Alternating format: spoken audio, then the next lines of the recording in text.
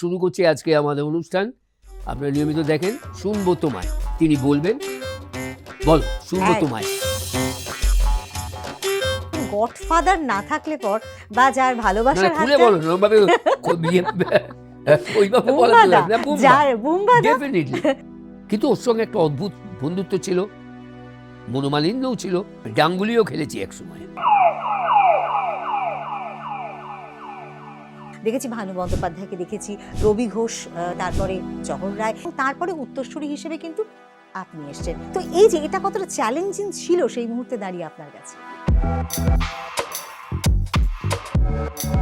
আমারও মনে হতে লাগলো যে আমি কিছু একটা হনুরে, যে এত হাসির খোরাক রয়েছে না আমাদের চারপাশে, আর অভিনেতাকে হাসাতে হচ্ছে। সম্প্রতি একটা ঘটনা কিন্তু আমাদের নাড়িয়ে দিয়েছে, অনিক দত্তের যে ঘটনাটা, একটা ফ্রাস্ট্রেশন। আমরা যেটা জানি যে আপনারও জীবনে কিন্তু ১.৫ বছর সময় আপনি কোনো কাজ পাননি, আপনি সেটা কাজ ছাড়া থেকেছেন। সেই ফিল্মে অভিনয় করতে গেলে অনেক কষ্ট করতে হতো, আমরা স্টুডিও ঢুকতে পেতাম না। যে বিকেলবেলা মনে হয় যেন স্টুডিওতে চিড়িয়াখানায় ঢুকেছে, জন্তু জানোয়ার ঘুরে বেড়াচ্ছে, তাদের দেখছে। হ্যাঁ, দেখলে তাই মনে হয়। অভিনয়টা এত সহজলভ্য হয়ে গেছে, তুমি খুঁজে দেখবে প্রত্যেক বাড়িতে কেউ না কেউ অভিনয় করে। সন্দীপ রায়, হ্যাঁ, আমি বাবুদার কাছে যা পেয়েছি, আর তারপরে প্রায় মারতে এলো। ওই সময়টা থেকে শুরু করে এতগুলো দশক, পরিবর্তন তো আপনি দেখছেন প্রচুর। ইস্ট বেঙ্গলের আমি রিক্রুটার, এটা পিকে ব্যানার্জি আমায় দিয়ে করিয়েছিলেন। আপনার সত্যজিৎ রায়ের সঙ্গে কাজ এই করা তো আমার দুর্ভাগ্য, কিন্তু ওনার সঙ্গে কথা বলার একটা সৌভাগ্য হয়েছিল, আচ্ছা। সেটা বলবো। শিল্পান্তর একটা দৃশ্য ছিল, প্রথম কথা সাপ খাওয়ার দৃশ্য ছিল একটা, খাচ্ছি আর কি, সেটা করেছিলাম, দেখবি ছবিতে আছে সেটা। তাও মনে ছিল আমার কাজের জন্য, আমার অভিনয়ের জন্য একটা প্রান্ত চলে গেল। ওই মুহূর্তে আমি না মারলে সেটা বেঁচে গেল।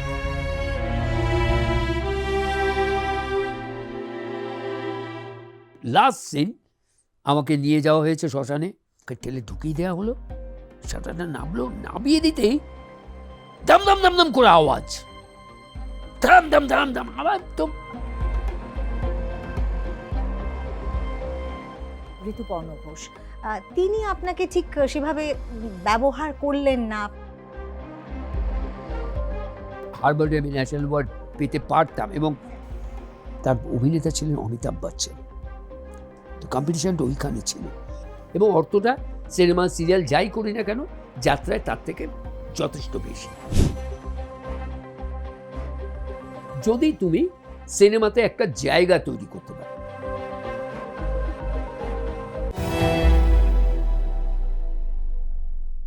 নমস্কার, শুনবো তোমায় আপনাদের সবাইকে স্বাগত জানাই। শুনবো তোমায় এমন একটি প্ল্যাটফর্ম, যেই প্ল্যাটফর্মে আমরা আমাদের হট সিটে যাদেরকে পাই, তাদের জীবনের যেভাবে তাকে আপনারা চেনেন, তার থেকেও একটু অন্যভাবে জানবার চেষ্টা করি। আসলে চেষ্টা করি বললে ভুল বলা হবে। এমন এমন কথা প্রসঙ্গে তারা কিন্তু নিজেরাই নিজেদের এমন অনেক কথা জানান, যেগুলো হয়তো কোনো দিনও অন্য কোথাও বলেননি। সুতরাং আমরা তাদের কাছ থেকে এমন কিছু তথ্য খুঁজে বার করে আনি, যেগুলো আপনাদের অজানা। আর আজকেও আমরা সেরকমই চেষ্টা করব, কারণ আমাদের মাঝখানে এমন একজন মানুষ উপস্থিত হয়েছেন, যাকে মঞ্চে দেখলেই, যার অভিনয় দেখলেই আপনারা কিন্তু হেসে ওঠেন। হ্যাঁ, গম্ভীর মুখে হাসি ফুটে ওঠে, কারণ হাসানোটাই তার কাজ। আর অভিনয়ের কথা কি বলি বলুন, সমস্ত ক্ষেত্রে, মানে অভিনয়ের কোনো একটা মাধ্যমে তাকে আবদ্ধ রাখা যায় না। মঞ্চ, ছোট পর্দা, বড় পর্দা, এখন রিসেন্টলি ওটিটি প্ল্যাটফর্ম, সর্বত্রই আমরা তাকে দেখতে পাচ্ছি। কয়েক দশক ধরে তিনি কিন্তু অভিনয় করে সকলের মন জয় করছেন, আর স্টিল নাও তিনি কিন্তু একই রকম রয়েছেন। শুভাশিস মুখোপাধ্যায়, শুভাশিস দাকে অনেক অনেক স্বাগত জানাই। শুরুতে আমি যেটুকুনি কথা বললাম বোধহয় কম বললাম, আরো অনেকটা বলতে পারলে মনে হয় আপনার মানে কাজের প্রতি জাস্টিফাই করা হতো। তুমি অনেকটাই বলেছো, সুতরাং নতুন। তবে নমস্কার, শুরু করছি আজকে আমাদের অনুষ্ঠান। আপনারা নিয়মিত দেখেন শুনবো তোমায়। তো এখন আমার সামনে যিনি কোল্ড সিটে বসে আছেন তার কথা আমরা শুনবো। আমি আজকে নীরব দর্শক, তিনি বলবেন, বলো শুনবো তোমায়, একদমই তাই। তোমার কথা আমার শুনবো। প্রচুর জিজ্ঞাসা রয়েছে। কি আমি তো তোমার শুনবো ভাবলাম, তুমি বলবে আমি শুনবো। আমি আজকে সত্যি অনেক কিছু শোনার অপেক্ষায় রয়েছি, কারণ যে মানুষটাকে হ্যাঁ অনেকটা ছোটবেলা থেকে তাকে দেখেছি এবং তাকে যখন একটু সামনে বসে থাকতে দেখছি, সেটা মানে আমার কাছে একটা বিস্ময়, একটা অনেক বড় পাওয়া। অনেকগুলো প্রশ্ন মনের মধ্যে কিন্তু ভিড় করছে। কিন্তু দাদা, এই যে ধরুন একটা মানে আমরা যেরকম দেখেছি ভানু বন্দ্যোপাধ্যায়কে দেখেছি, রবি ঘোষ, তারপরে জহর রায়, এই সমস্ত অভিনেতা যারা হাস্য কৌতুক, মানে একটা বাংলা সিনেমা মানে এই ধরনের অভিনেতাদের অভিনয় সবাইকে মুগ্ধ করেছে, এবং তারপরে উত্তরসূরি হিসেবে কিন্তু আপনি এসছেন, এবং আপনার সঙ্গে সঙ্গে আরো অনেকে এসছেন, কিন্তু আপনি এখনো পর্যন্ত কাজ করে যাচ্ছেন। তো এই যে এটা কতটা চ্যালেঞ্জিং ছিল সেই মুহূর্তে দাঁড়িয়ে আপনার কাছে? না, চ্যালেঞ্জিং তো বটেই, যে কোনো কাজই চ্যালেঞ্জিং। তবে তুমি যাদের নাম করলে তাদের সবার উপরে যাকে আমি রাখবো, জানি আমাদের মাথার উপর, কমেডির যাকে শ্রেষ্ঠ কমেডিয়ান বলা যেতে পারে বা শ্রেষ্ঠ চরিত্রের অভিনেতা বলা যেতে পারে, তুলসী চক্রবর্তী। তুলসী চক্রবর্তী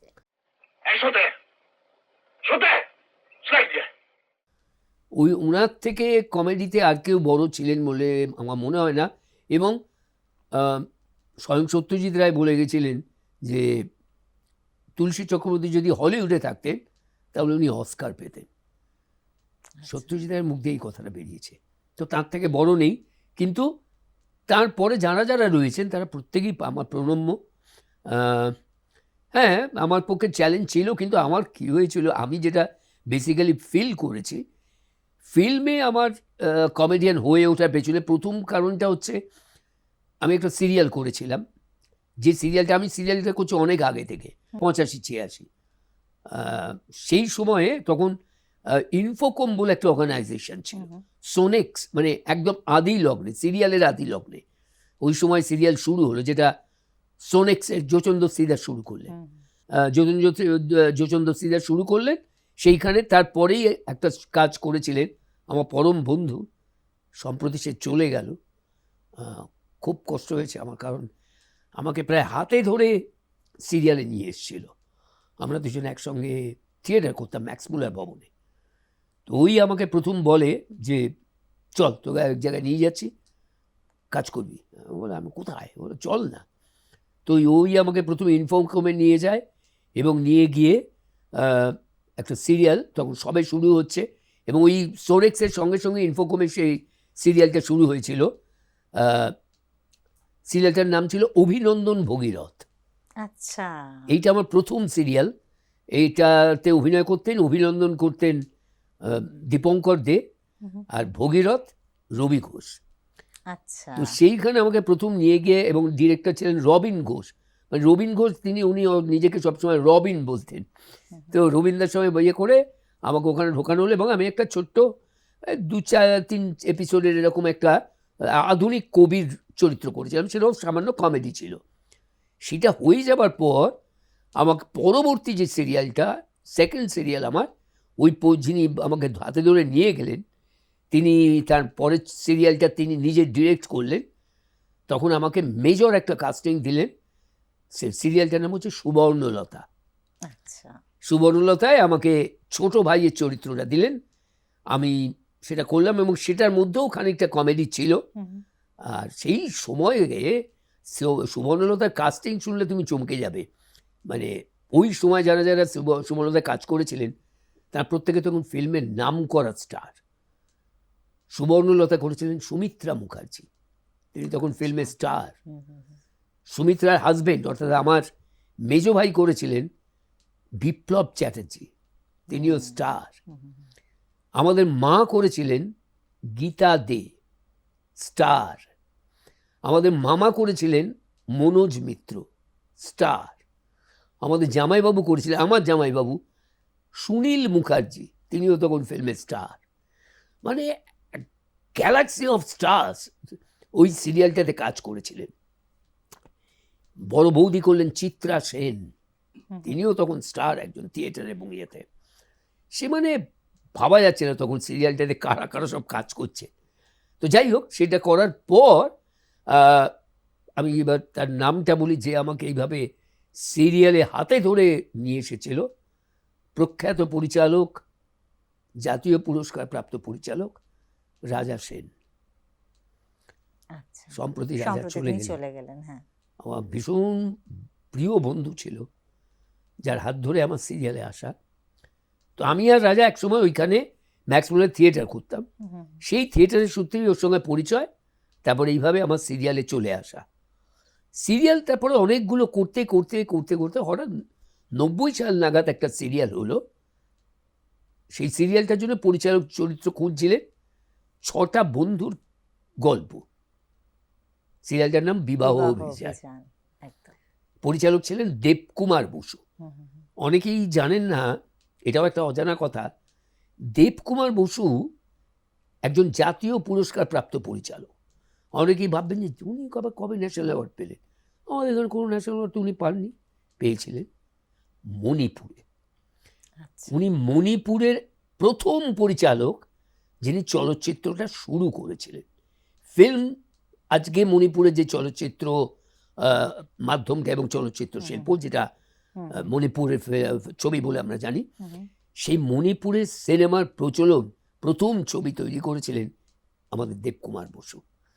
এবং সেই ছবিতে তিনি জাতীয় পুরস্কার পেয়েছিলেন। অনেকেই জানেন এই খবর। তো দেবকুমারদা ছিলেন আবার আমাদের তখনকার সময়কার প্রখ্যাত পরিচালক, বা আমাদের সিনেমার জনক বলা যায়, দেবকী বসুর পুত্র। আর দেবকী বসু ছিলেন তখন পায়োনিয়ার ফিল্মের, এরা সব। তো দেবুদা আমাকে খোঁজ করা হলো, আমাকে আমাদের একজন প্রোডাকশন ম্যানেজার ছিলেন তখন, গৌরদা বলে, তিনি একদিন আমায় বলেন তোকে খুঁজছে, চল তোকে একটা সিরিয়ালের জন্য। গেলাম, ওই দেবুদার সঙ্গে পরিচয় হলো। সেটাও আমার কাছে একটা, মানে আমি ব্যক্তিগতভাবে এগুলো খুব কী বলবো, একটু এইসব জায়গায় গেলে ইমোশনাল হয়ে যাই, আমার ভেতরে কতগুলো জিনিস কাজ করে। যেমন আমি যখন দেবকুমারদার বাড়িতে গেলাম, এই আমাদের মেনকা সিনেমার ঠিক গায়ের বাড়িটা, তো ওখানে গিয়ে আমি প্রথম যেদিন বাড়িটায় গেলাম, গিয়ে সিঁড়ি দিয়ে উপরে উঠবো, মার্বেলের সিঁড়ি, আমার সিঁড়িটার সামনে দাঁড়িয়ে মনে হলো দেবকী বসু ওই বাড়িতে ছিলেন, ওনারই পুত্র।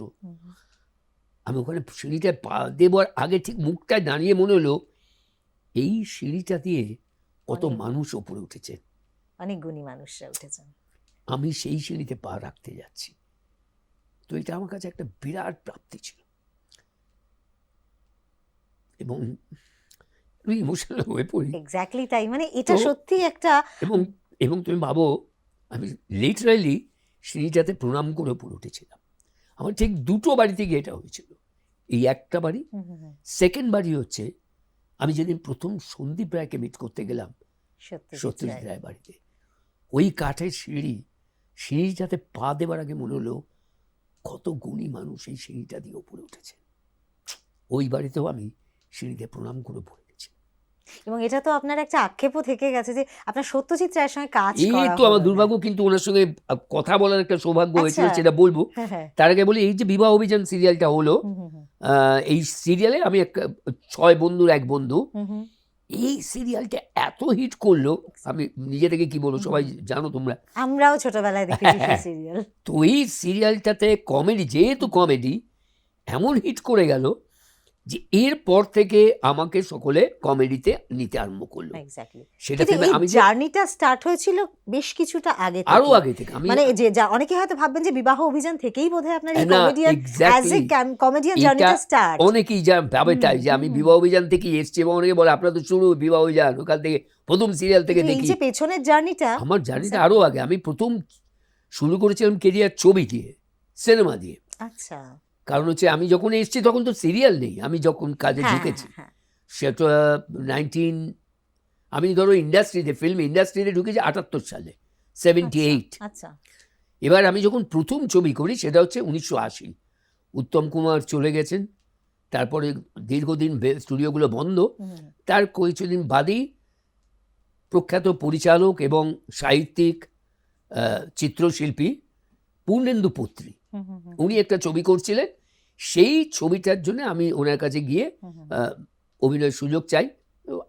তারও একটা বড় ঘটনা আছে সেইখানে, তখন আমি সেটার নির্বাচিত হই এবং আমাকে অভিনয় করতে দেওয়া হয়। সেটাই ছিল আমার প্রথম ছবি। ছবিটার নাম মানিক বন্দ্যোপাধ্যায়ের কাহিনী, ছোট বকুলপুরের যাত্রী। এই দিয়ে আমার শুরু কেরিয়ার 1980। তো তারপরে এগুলো করতে করতে ওই 90 সালে এসে বিবাহ অভিযান যখন হলো, হিট করার পর আমাকে সবাই তখন কমেডির দিকে ঠেলতে আরম্ভ করলো। তারও আগেই যে বললাম অভিনন্দন ভগীরথ, তারপর সুবর্ণধারা পোর্শন, তারপরে আর একটা সিরিয়াল ঠিক তারপরেই করেছিলাম, সেটা পরিচালক ছিলেন শঙ্কর ভট্টাচার্য, যিনি দৌড় ছবির প্রডিউসার, ডিরেক্টর ছিলেন। শঙ্করদা করেছিলেন লম্বকর্ণপালা। এই লম্বকর্ণপালার চরিত্রটাও ছিল একটা কমেডি চরিত্র।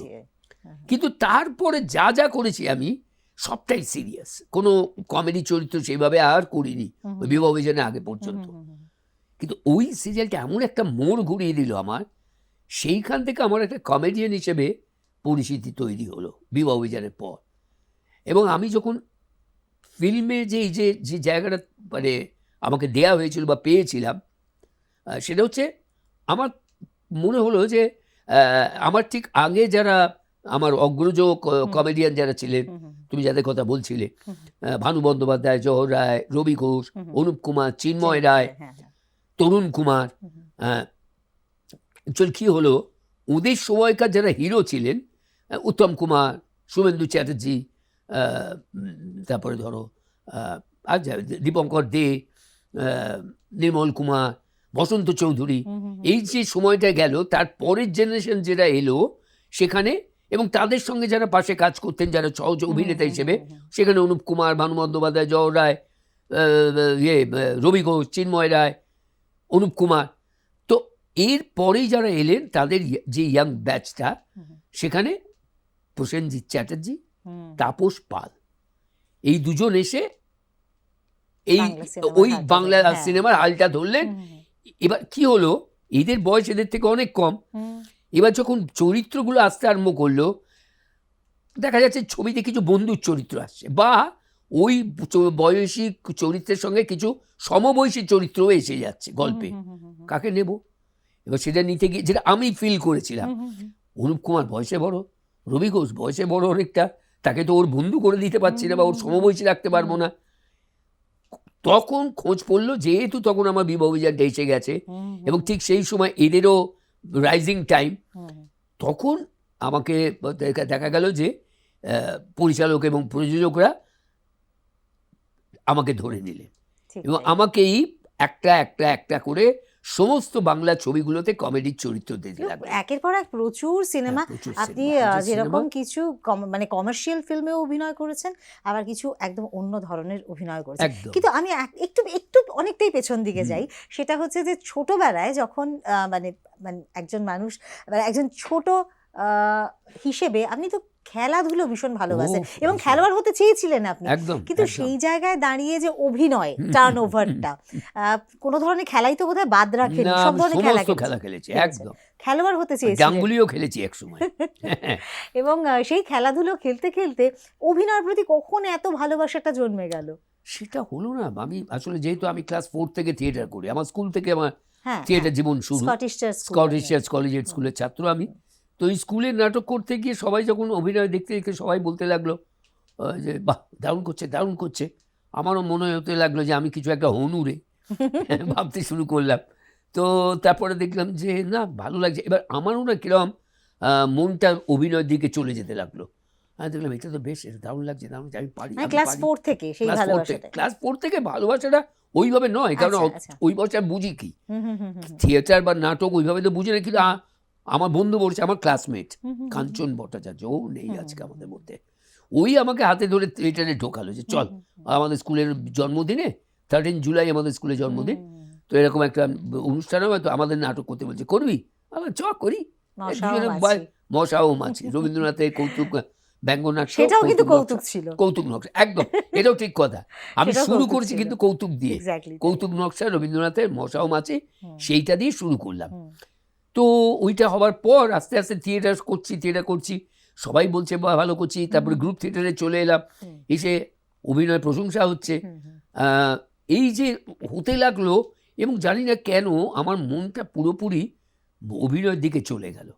আমি তখন থেকে ঠিক করলাম যে একটু বয়সকালে, কারণ আমি ক্লাস 7 থেকে গ্রুপ থিয়েটারে ঢুকেছি। আচ্ছা। ক্লাস 7 আমার স্কুলেরই মাস্টারমশাই গৌরচন্দ্র সাহা বাংলা পড়াতেন, তাঁর একটা সপ্তর্ষি বলে দল ছিল, উনি আমাকে আর এই কাঞ্চনকে দুজনকে ওর দলে নিয়ে নিলেন।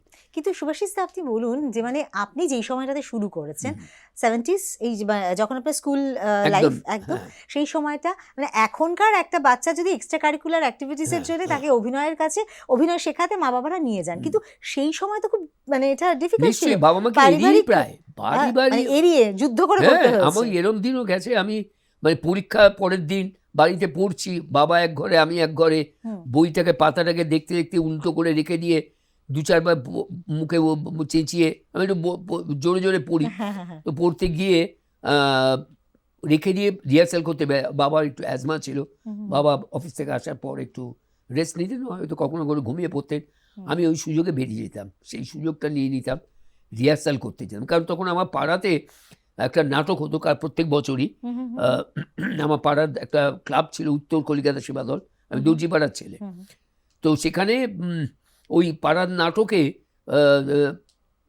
ডিরেকশন দিন আমার পাড়ার দাদা কল্যাণ ভট্টাচার্য, কানুদা, তো ওই পড়া বন্ধ রেখে আমি রিহার্সাল করতে চলে যেতাম, আবার টুক করে চলেছে ঠিক সময় আবার বইটা খুলে পড়তে আরম্ভ করে দিতাম, এইরকম করতাম।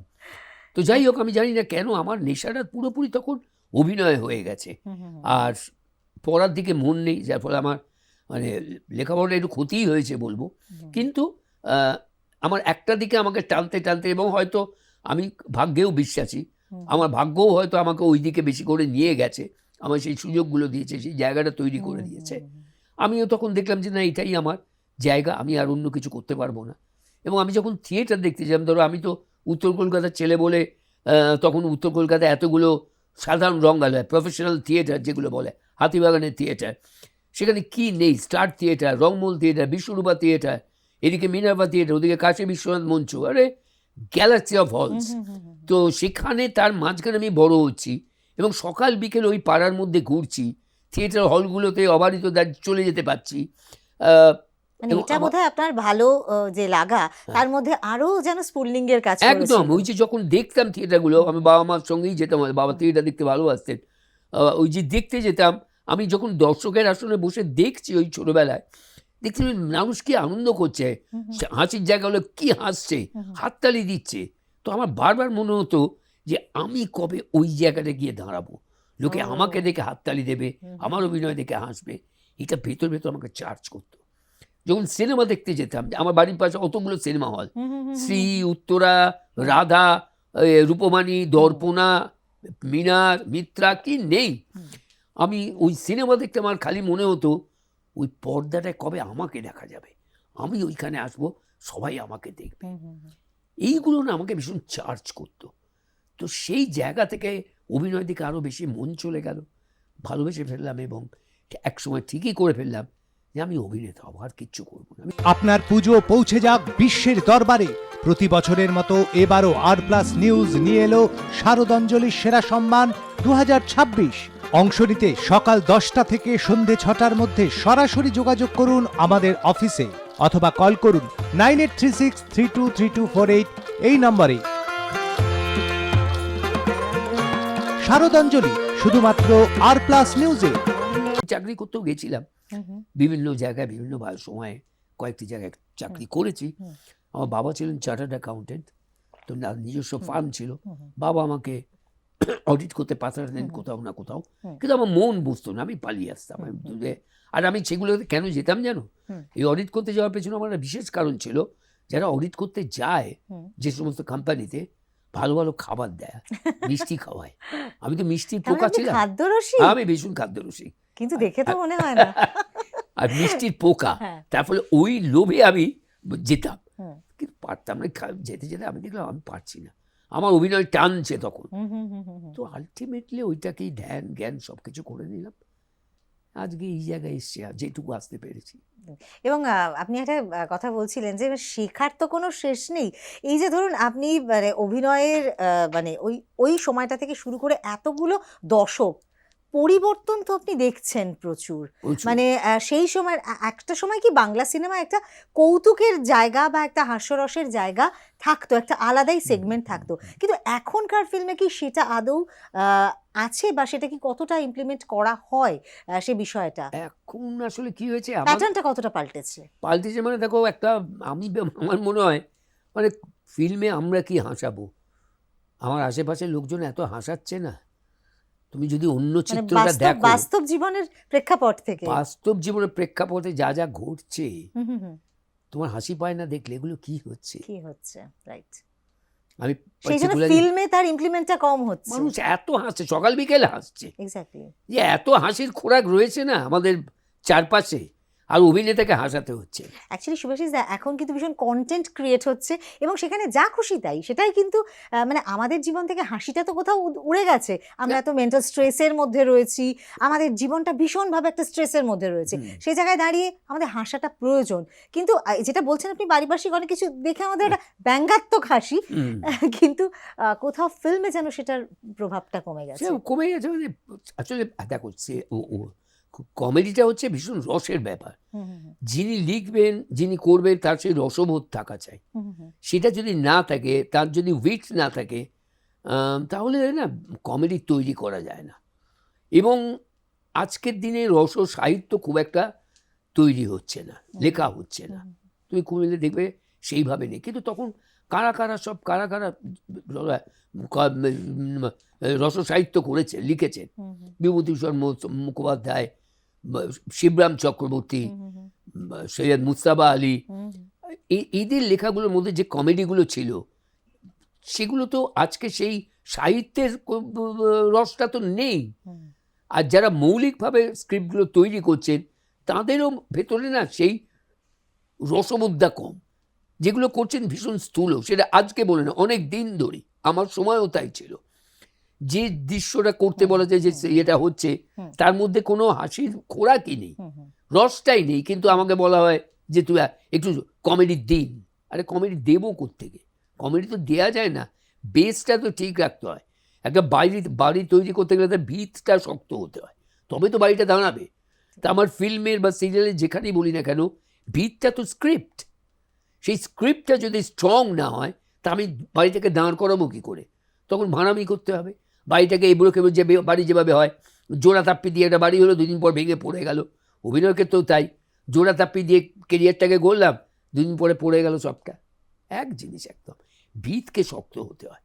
সেটা আমার অভিনয়ের জীবনেও যেমন ভিতকে শক্ত হতে হয়, ফিল্ম বা সিরিয়ালের ক্ষেত্রে সেই স্ক্রিপ্টটাকে শক্ত, একটা নাটকের ক্ষেত্রেও স্ক্রিপ্টটাকে শক্ত হতে হয়, তবেই তো তুমি সেটাকে গড়তে পারবে। এবং এই যে ভিতের কথা আপনি বলছেন, আপনি বারবার করে একটা কথা বলেন যে থিয়েটার হচ্ছে গিয়ে সেই ভিতটাকে গড়ে দেয় একদম, অভিনয়ের ক্ষেত্রে, কারণ একদম। অভিনয়টাকে শেখানো যায় না সে না, অর্থে। ওইভাবে শেখানো যায় না, কিন্তু একটু ঘষা মাজা করতে করতে যেতে হয়। হুম, হুম, হুম। এবং সেটা ভেতরে তোমার অভিনয়ের বীজটা থাকা উচিত, থাকা দরকার বলে আমার মনে হয়। তারপর তুমি তাকে ঘষে মেজে তৈরি করতে পারো। কিন্তু একেবারেই যার ভেতরে কিছু নেই, যার জন্য বাংলা একটা প্রবাদ আছে, দেখবে এক্ষেত্রে ভীষণ খাটে, গাদা পিটিয়ে ঘোড়া করা যায় না। বাস্তব সত্য। তুমি হাজার চেষ্টা করলেও একটা ছেলে বা একটা মেয়ে যার ভেতরে ওই বোধটা নেই অভিনয়, তাকে তুমি তৈরি করতে পারবে না, কিছুতেই হবে না। কিছু কিছু ক্ষেত্রে দেখবে যে কেমন, এখন যেমন বলছো পরিবর্তন, এখন সিরিয়ালে মানে গাদা গাদা ছেলে মেয়ে চলে আসছে। প্রচুর অপশনস তখন তো আমাদের সময় তো ছিল না, আমার আগের জেনারেশন যাদের, তাদেরও ছিল না।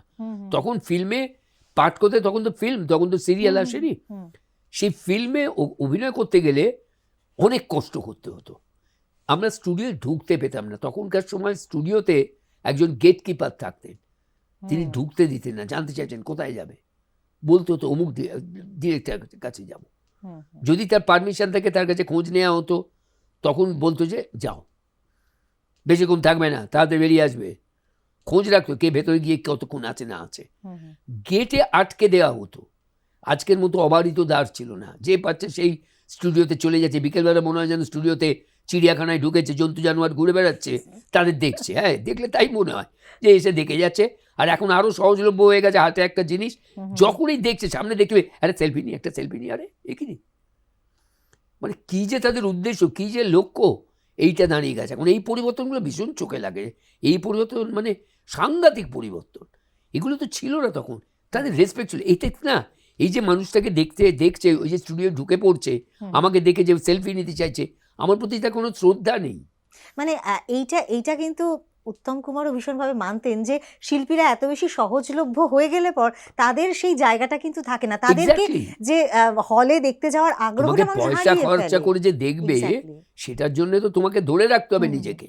যেমন একবার একটা এই বিষয়ে একটা বিখ্যাত কথা আছে, কথা না, বাস্তব কাহিনী এটা, যার প্রসঙ্গে বলেছিলেন তিনি নিজেও স্বীকার করে গেছেন, বলেও গেছে। শুভেন্দু চ্যাটার্জি একবার একটা পেট্রোল পাম্পে পেট্রোল নিচ্ছিলেন টালিগঞ্জ যাওয়ার পথে। উনি গাড়ি থেকে নেমে পেট্রোলটা নিচ্ছিলেন, উত্তমবাবু ক্রস করছিলেন, দেখতে পেয়েছেন, পরে স্টুডিওতে ডেকে বলেছিলেন, তুই ওখানে দাঁড়িয়ে গাড়ি থেকে নেমে পেট্রোল নিচ্ছিস? বলো না, ওরা বক্তব্য ছিল না, ড্রাইভারটা তেল চুরি করে নেয়, আমি বুঝতে পারবো না, তারপরে এই হবে। বলো, তোর ড্রাইভার তো তেল চুরি করে নিয়ে এলো, আর তুই যে রাস্তায় দাঁড়িয়ে তেলটা নিচ্ছিস, তোর বক্স অফিসটা যে চুরি হয়ে গেল। কিন্তু এখন তো সেই ব্যাপারটাই পুরো পাল্টে গেছে। এখন তো এত বেশি সহজলভ্য না, সহজলভ্য হয়ে গেছে, কিন্তু তার জন্য আমরাও দায়ী। এবং আমি আমার ক্ষেত্রে ব্যক্তিগতভাবে বলতে, না সত্যি, আমি একটু চলাফেরা করি রাস্তাঘাটে, আমার কিছু, আমি বাজারও যাই, বাজার করি, কিন্তু আমার এখন যেটা মনে হয়, এখন এত মাধ্যম এসে গেছে, এখন ফোকাসটা এত বেড়ে গেছে চারদিকে। তখন একটাই ছিল, সিনেমা মানুষকে দেখবো। তো আর একটা ব্যাপার হচ্ছে, এই যে এত কিছু মাধ্যম বেরিয়েছে, এত কিছু জায়গা তৈরি হয়ে গেছে, ফোকাসটা মানে বড় হয়ে গেছে, এবং সেই সঙ্গে সঙ্গে এখন সব বাড়িতেই অভিনেত্রী আছে। তা আমি আর অন্যকে দেখবো কেন? অভিনয়টা এত সহজলভ্য হয়ে গেছে, তুমি খুঁজে দেখবে প্রত্যেক বাড়িতে কেউ না কেউ অভিনয় করে। তাহলে আমি আর কি তাকে দেখবো, দেখবার জন্য ছুটবো? আমার বাড়ির লোকই তো অভিনেতা কি অভিনেত্রী, তা আমি ওকে দেখতে যাবো কেন? শুভাশিস দা, আর একটা বিষয় হচ্ছে গিয়ে যে এই যে ফিল্ম ইন্ডাস্ট্রিতে সবকিছুতেই পলিটিক্স আছে, কিন্তু ফিল্ম ইন্ডাস্ট্রিতে এমন কিছু পলিটিক্স হয় যেখানে বলা হয় যে এখন গডফাদার না থাকলে পর বোধহয় তার চলাফেরা, মানে তার এই ইন্ডাস্ট্রিতে টিকে থাকাটাই খুব দায়ভার। তো আপনার ক্ষেত্রে কি সেরকম কোনো গডফাদার সো কল ছিলেন, যার বন্ধুত্ব বলুন বা যার ভালোবাসার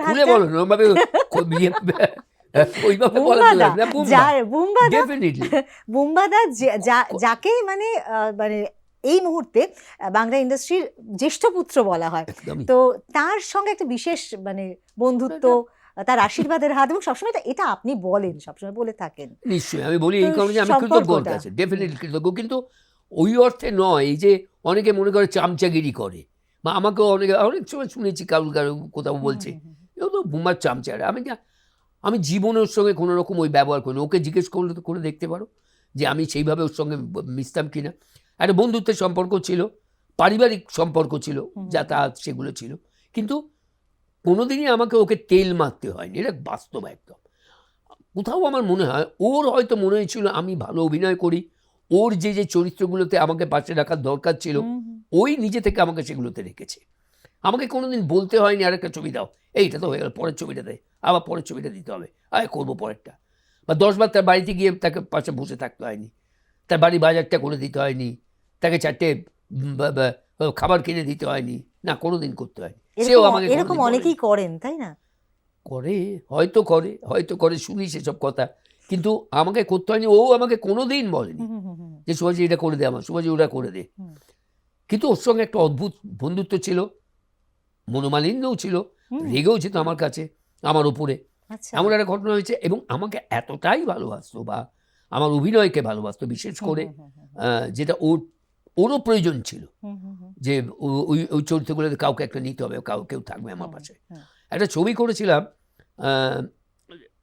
ছবি পরিচালক ছিলেন, আমি নাম বলতেই পারি, তিনিও নেই আজকে আমাদের মধ্যে, রতন অধিকারী। তিনি ছবি করবেন, আমাকে হঠাৎ একদিন ফোন করলেন বাড়িতে, তখন ল্যান্ডলাইন, ফোন করে বললেন যে না, তখন তার মোবাইল এসেও গেছে একদম শুরুর দিকে, মানে প্রথমে আসছে মোবাইল। তবে বললেন যে দেখ চলে আয়, তুই কী করছিস? যেমন আমি আছি, বললো স্টুডিওতে আমি টেকনিশিয়ানের শুটিং করছি, তুই চলে আয়। আমি টেকনিশিয়ানে চলে গেলাম, গিয়ে দেখি শুটিং করছি। আমার বললো তুই যা, রতনদা বসতেন NT1 টেকনিশিয়ানের পাশেই, তো বলে যে তুই চলে যা NT1, রতনদাকে বল, গিয়ে আমার বলা আছে তুই শুনে নে ক্যারেক্টারটা। চলে গেলাম, রতনদা শোনালো স্ক্রিপ্টটা, গল্প চলতে পড়তে বুঝলাম, করে আমি চুপ করে বসে আছি। রতনদা বললো কী করো না, কী হয়েছে, কত কিছু বলছো না? না ভাল লাগছে না। ভালো লাগছে মানে চরিত্র ভালো লাগছে না? না কিরম কিরম লাগছে। ঠিক আছে তাহলে বৌমাকে বলো। ঠিক আছে এরম আবার টেকনিশিয়ান বলে কি কথা হয়ে গেছে? না ভাল লাগছে না আমার চরিত্র। বলে মানে তো ভালো লাগছে না মানে চরিত্রটা? তোর জন্য চরিত্রটা আমি লেখালাম আর তুই বলছিস করবি না, ভালো লাগছে না? মানে চমকে গেছি তো পুরো। আমি রতনদাকে বললাম, স্ক্রিপ্ট করছিল মনে নেই এখন, বলে বললাম এই একটা ক্যারেক্টার বার করো আমাদের পাশে। ওই ছবিতে প্রসেনজিৎ, রচনা ব্যানার্জি, আচ্ছা, আর একটা চরিত্র আমি, তিনটি মূল প্রধান চরিত্র। বলে আমাদের পাশে আমি চেয়েছি তোকে, তোর জন্য এই চরিত্রটা লেখানো হয়েছে আর তুই না বলছিস। আর তারপরে প্রায় মারতে এলো। সেটা কি করা হয়েছিল আলটিমেটলি? হ্যাঁ বলছি, আবার এবারে মারতে এলো, বেরো আচ্ছা। বেরো এখান থেকে, আর কোনদিন কথা বলবি না, আসবি না আমার কাছে। বললো চারটেরিকা। আচ্ছা ঠিক আছে। বললো না না তোকে করতে হবে না, ছেড়ে দে, তোকে যেতে হবে না। আসছি 1 মিনিট আসছি। মা দৌড়, আবার তো এইটুবারে গিয়ে রতনদার কাছে গেছি। রতনদা বুঝতে পেরেছে। আমি কী হলো, বোমা কিছু বললো? হ্যাঁ বললো ওনাকে এটা লিখেছে। বললো হ্যাঁ, আমাকে ভাবা করে বলে এটা সুভাষিস করবে, এইটা লেখা, এইটা তৈরি কর, আমি ওকে বলে দিচ্ছি। আর তুমি না বলে চলে গেলে, আমার কেলেঙ্কারি করেছি, মারতে এসছে আবার। আমি বলে তাহলে কী করবে? তো আমি বললো হ্যাঁ করবো। আর আমাকে শুধু তখন আমার বলে দিল যে তুই ঘাবড়াচ্ছিস কেন, তুই আমি রচনা, আমরা নিজেদের মধ্যে রিহার্সাল করবো তো, আরে আমরা তৈরি করে নেবো, তোকে অত ভাবতে হবে না, তুই। তাই আমি বললাম হ্যাঁ বলবো। বলে যাক গিয়ে এক্ষুনি বল, আর নয়তো তুই ছেড়ে বাড়ি চলে যা। এই হ্যাঁ করলাম, ছবিটা করলাম। ছবিটার নাম ছিল রাকে হরি মারে কে। ও আচ্ছা আচ্ছা। সেইটা তখন এইগুলো তো পেয়েছি ওর কাছে, তো আমি ডেফিনেটলি ওর কাছে কিন্তু আরও অসংখ্য ছবি যেখানে ও আমাকে বারবার করে পাশে নিয়ে নিয়ে নিয়ে নিয়ে, আমার তো কমেডির একটা জায়গা তো ডেফিনেটলি প্রসেনজিৎ তো তৈরি করে দিয়েছে। যেমন আমাকে কমেডিতে প্রায় প্রতিষ্ঠিত করে দিয়েছেন প্রখ্যাত পরিচালক স্বপন সাহা। স্বপনদা নিজে তার তো অনেকগুলো, মানে তার মানে মোট যে চলচ্চিত্র তার মধ্যে থেকে তো 55টা চলচ্চিত্রে আপনি অভিনয় করেছেন। 55টা ছবি আমাকে স্বপনদা দিয়েছে। এটা জাস্ট কমেডিয়ান, আনবিলিভেবল। আনবিলিভেবল। মানে এই 55টা ক্যারেক্টারই কি কমেডিয়ান? 55টা কমেডি, সেটা নেগেটিভ কমেডি, পজিটিভ কমেডি, সমস্ত রকম কমেডি।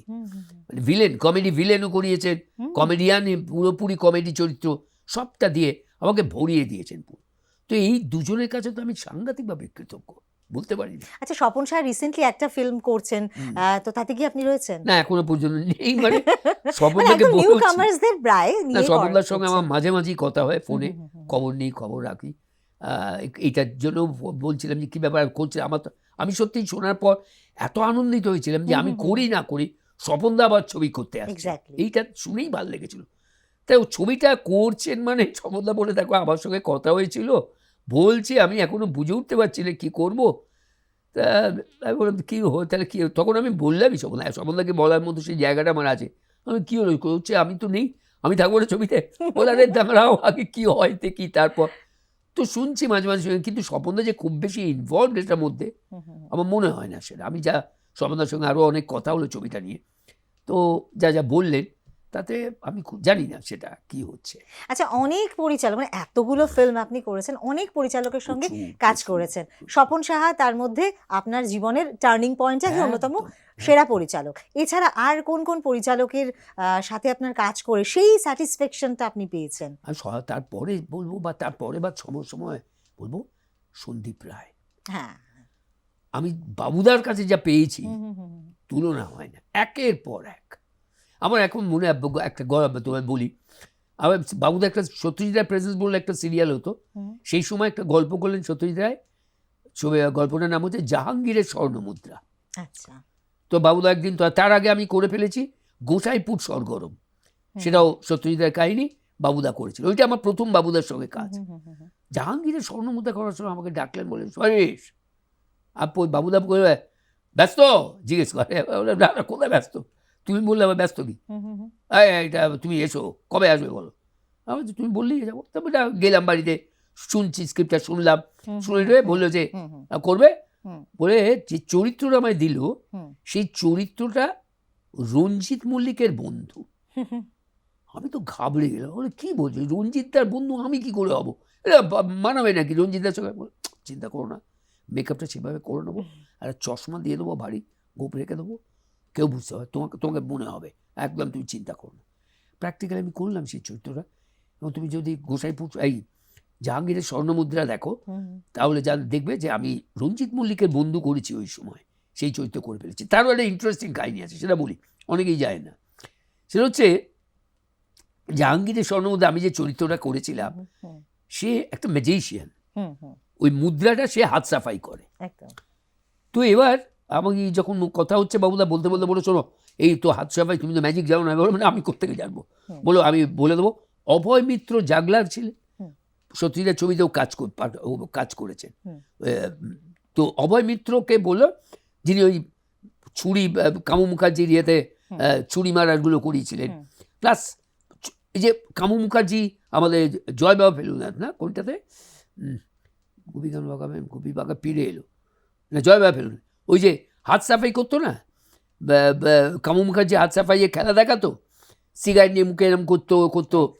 তো ওই যে অভয় মিত্র ওগুলো ওনার ট্রেনিং দিয়েছিলেন।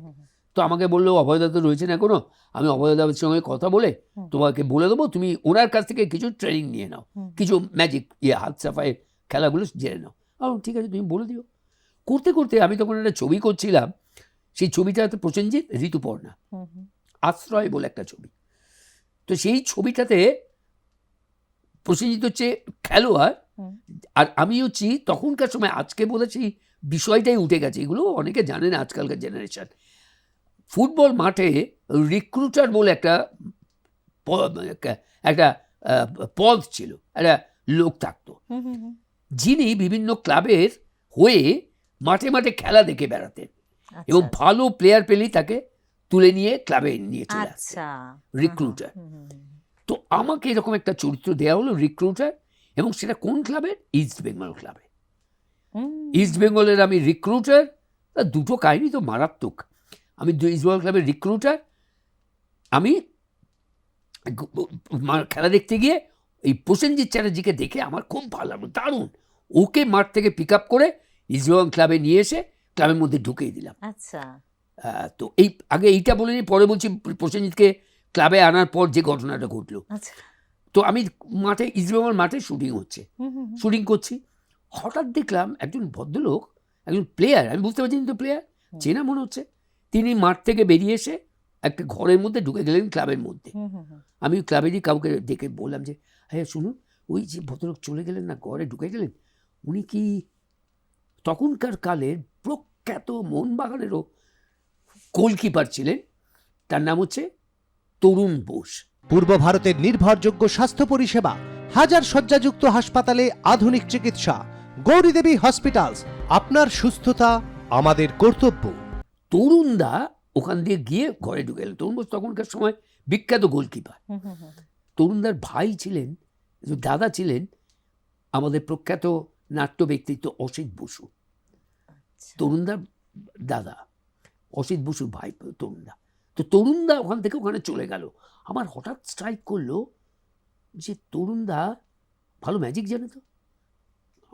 হ্যাঁ, এবার কি হলো, অ্যাকচুয়ালি তরুণদা আমার বাড়িতে, আমি যখন এই দর্জিপাড়া চিদামুদ্দিন লেনে যে বাড়িটা থাকতাম, আমার বাড়ির নিচে যারা থাকতেন তার বন্ধু ছিল এই তরুণদা, এবং উনি তখন ছোটবেলায় আসতেন, আমাকে আমার ডাকনাম ধরে ডাকতেন, কথা হতো, মাঝে মাঝে ম্যাজিক দেখাতেন। আমার ওইটা স্ট্রাইক করলো যে তরুণদা তো ম্যাজিক দেখাতো, ওই হাত সাফাইয়ের খেলাও দেখাতো। আমরা একটু যাওয়া যাবে, বলে হ্যাঁ চলো, বলে নিয়ে গেল। দরজা খুলেছি, দেখি তরুণদা এরকম চেয়ারে বলছে, আমি দরজা দিয়ে ঢুকছি, ওইদিকে তাকিয়ে আছে। বলো, ও তুমি এসো ভাই, এরকম করছে। আর তুমি কি আমাকে চিনতে পারছো দাদা? না। আমরা তুমি বলে রেফারেন্সটা দিলাম যে ওখানে যেতে, চলো। হ্যাঁ, ও তো আমার বন্ধু, যার নাম যে ইয়ের কথা বললাম। আর তুই ওখানে কি আমাকে, আমি উপরে দোতলায় থাকতাম, তুমি আমাকে বলো, ও তুমি আমাকে ম্যাজিক দেখাতে। ও তুমি সেই, আরে আরে কী করছো তুমি, এখন সব অভিনয় টভিনয় করো দেখি। হ্যাঁ বলো বলো কেমন আছো, বলে কথা হতে। আর আমার তুমি কি এখনও ম্যাজিক দেখাও? বলো ওই প্র্যাকটিস নেই এখন, আর করি না, ওই 2-4টে পারি এখনও। আর আমাকে একটা ম্যাজিক দেখা, বলে ইতিহাসটা বললাম যে এইরকম বাবুদা সন্দীপ রায়ের ছবিতে আমার এই চরিত্র, আমাকে হাত সাফাইয়ের খেলা দেখাতে হবে, তুমি দেখাবে। বলো তাই, দাঁড়াও। বলো দুটো কয়েন বার করলো, কয়েন নিয়ে এরকম টেবিলের ওপর, যেখানে বসছিলাম সামনে বড় টেবিল, তার উপর কয়েন দিয়ে হাত সাফাইয়ের খেলা দেখালো। বলে এটা করবে? হ্যাঁ। বলে ধরো, বলে আস্তে আস্তে করো, তাড়াতাড়ি তো পারবে না, করো এটা গিয়ে, বলে আমাকে দেখিয়ে দিলেন কী করে ওই কয়েনটাকে এ হাত থেকে ও হাতে একটা অদ্ভুতভাবে পাল্টে যাবে আর কি, হাত সাফাইটা হয়ে যাবে। দেখালেন, বলে হবে এটাই? বলে হ্যাঁ, এই একটা তো পেলাম, বাকিটা দেখে নিচ্ছি।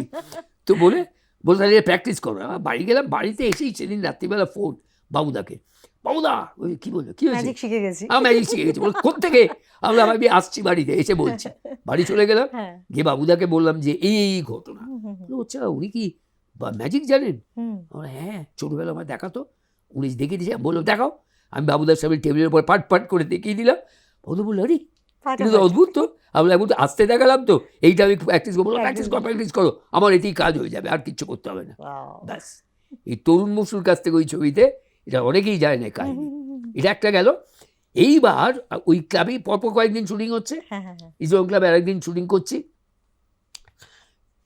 চরিত্ররা তখন ইসলাম ক্লাবে যিনি সত্যিকারের কোচ ছিলেন, তিনি ছবিতে কোচের চরিত্র করছেন।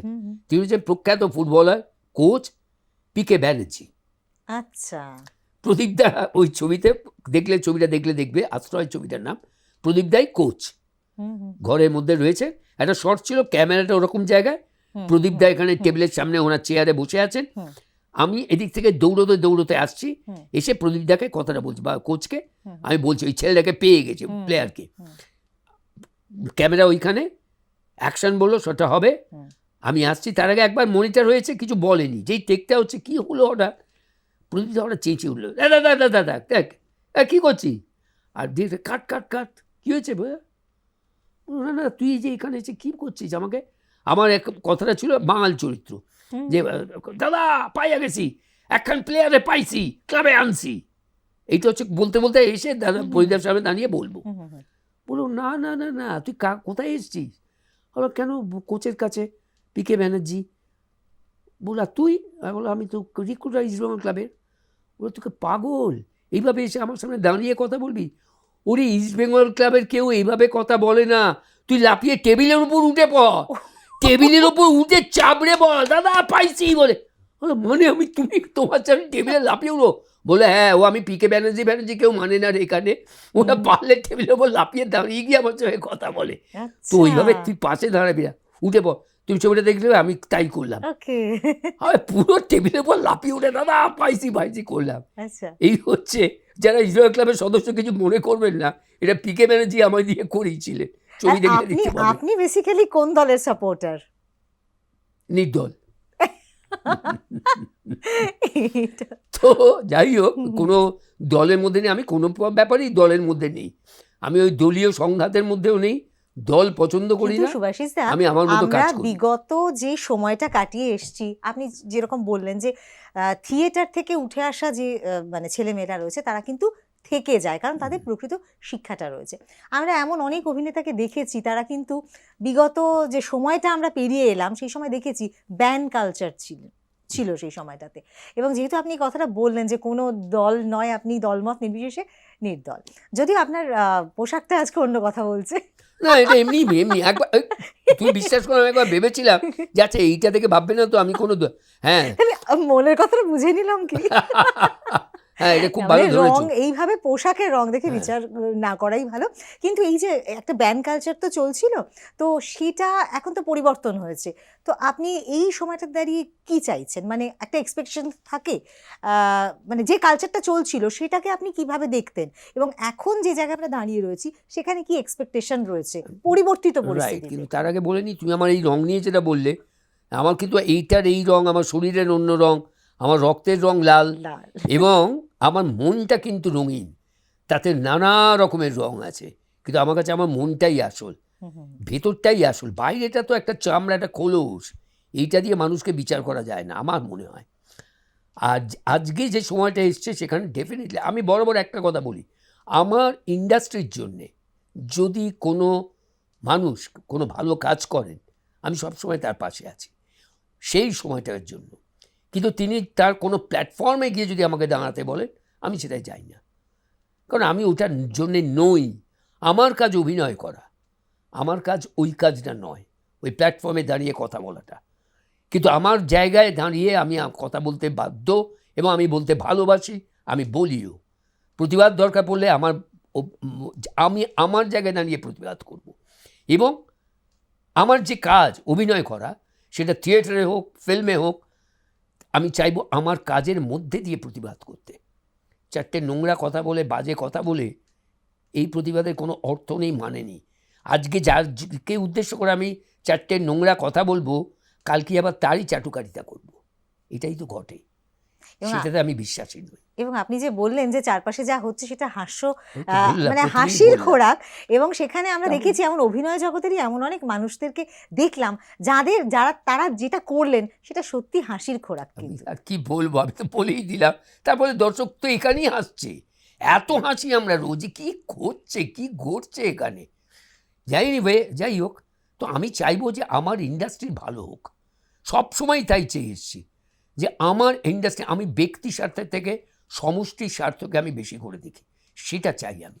আমার ভালো হলো কিনা নয়, আমাদের ভালো হলো কিনা, সবার ভালো হলো কিনা, সেটা যারা করবেন ডেফিনেটলি তাকে আমি আমার রাজনৈতিক মতবাদ দিয়ে সাপোর্ট করব কি করব না সেটার মধ্যে আমি নেই, কিন্তু আমার মানসিক জায়গা থেকে আমি তার পাশে আছি, সাপোর্ট করব যে হ্যাঁ উনি এটা করছে, উনি আমার ইন্ডাস্ট্রি ভালো করছেন, আমার ইন্ডাস্ট্রির মানুষজনের জন্য তিনি ভালো করছেন, আমি সাপোর্ট করব। আমি আছি যে রঙেরই হোক না কেন তিনি, ঠিক তাই। এটা আমি বরাবর। এবং এই যে ধরুন কাজ করা, কাজ না পাওয়া, এবং কাজ থেকে দীর্ঘদিন বঞ্চিত থাকা, আমরা দেখেছি অনেকে কিন্তু ফ্রাস্ট্রেশনে পড়েন। এবং সম্প্রতি একটা ঘটনা কিন্তু আমাদের নাড়িয়ে দিয়েছে, অনিক দত্তের যে ঘটনাটা, একটা ফ্রাস্ট্রেশন, আমরা জানি না যে কি কোন জায়গা থেকে তার কি ফ্রাস্ট্রেশন ছিল এক্স্যাক্টলি, কিন্তু এই যে একটা পিরিয়ড চলে না, যে একটা ফ্রাস্ট্রেশন চলে, প্রত্যেকটা শিল্পীর জীবনে কখনো না কখনো সেটা আসে।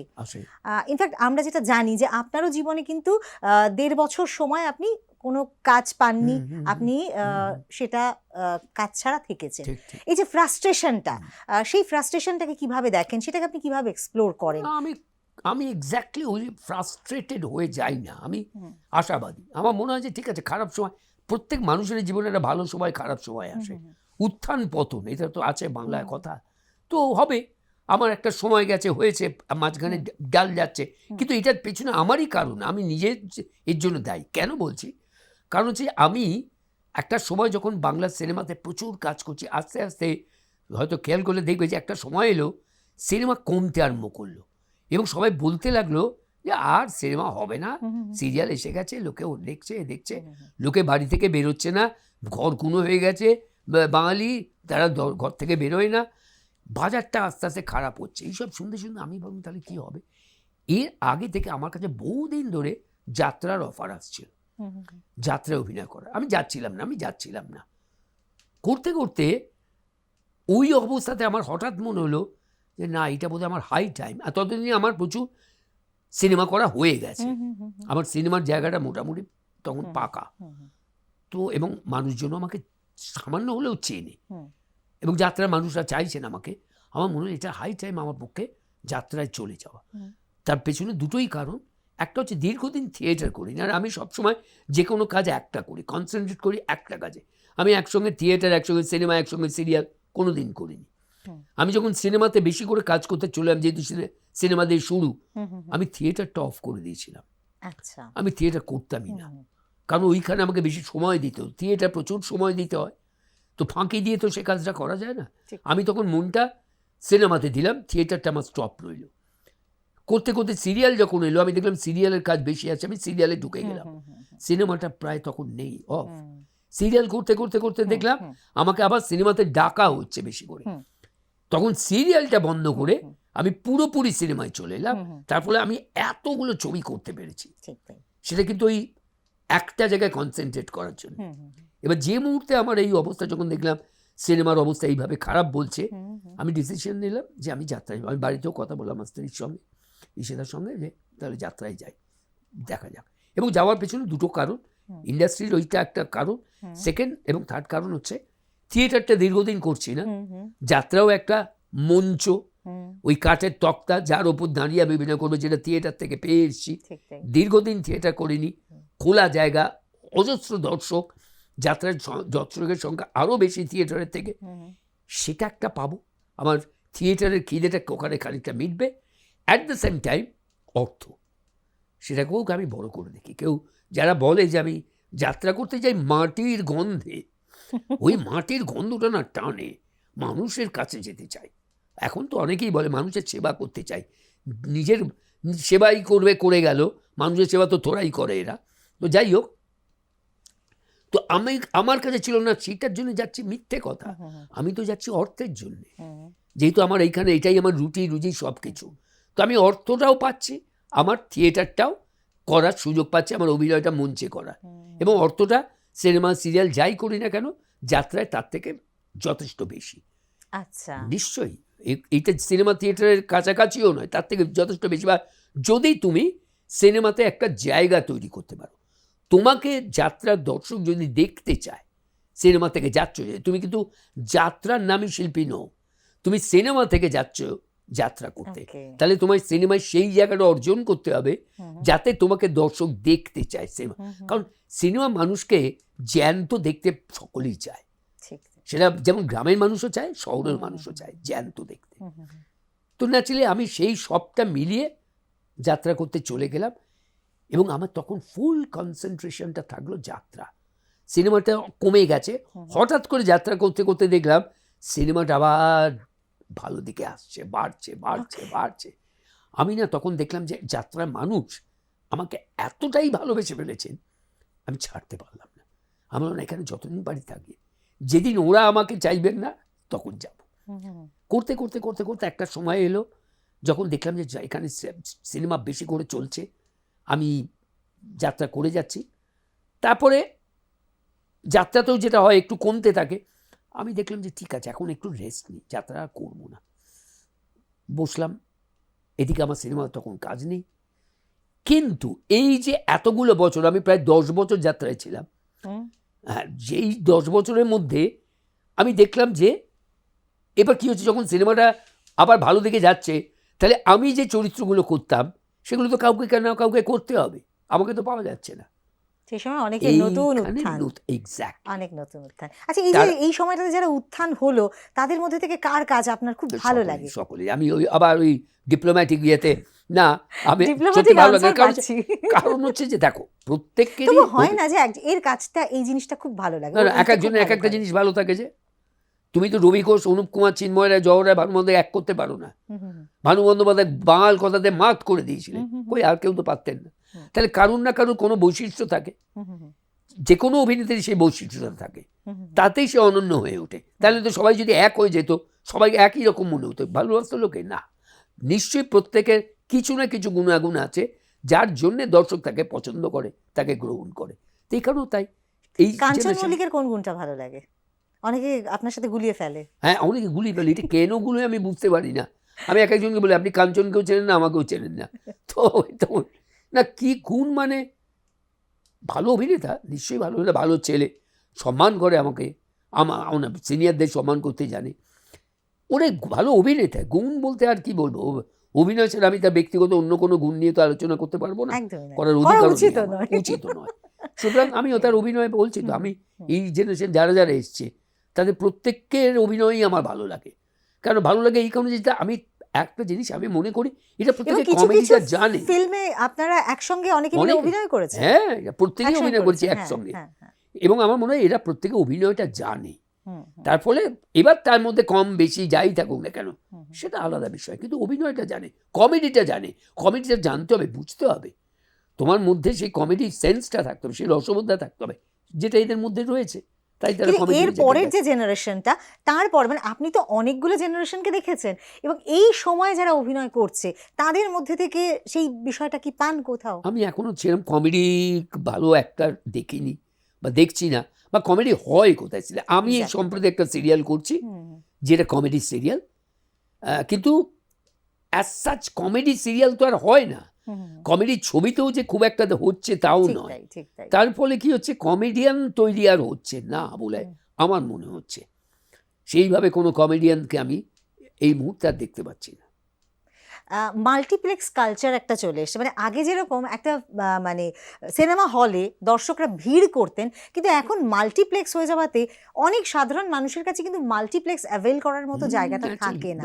তো সেটা কি সিনেমার বাজারকে অনেকটা খারাপ করছে বলে আপনি মনে করেন? তাই তো, একটা সিনেমা দেখতে গেলে মাল্টিপ্লেক্সে কত খরচা বলতে, একটা টিকিটের কি দাম, তার সঙ্গে তুমি বাড়ি থেকে যাবে আসবে, তার একটা খরচা, ওখানে গিয়ে যে খাবারটা খাবে, একটা সিনেমা দেখতে গেলে একটু খেতে ইচ্ছে করে, যেটাই খাই না কেন, তার কি দাম, কি কস্টলি সেগুলো।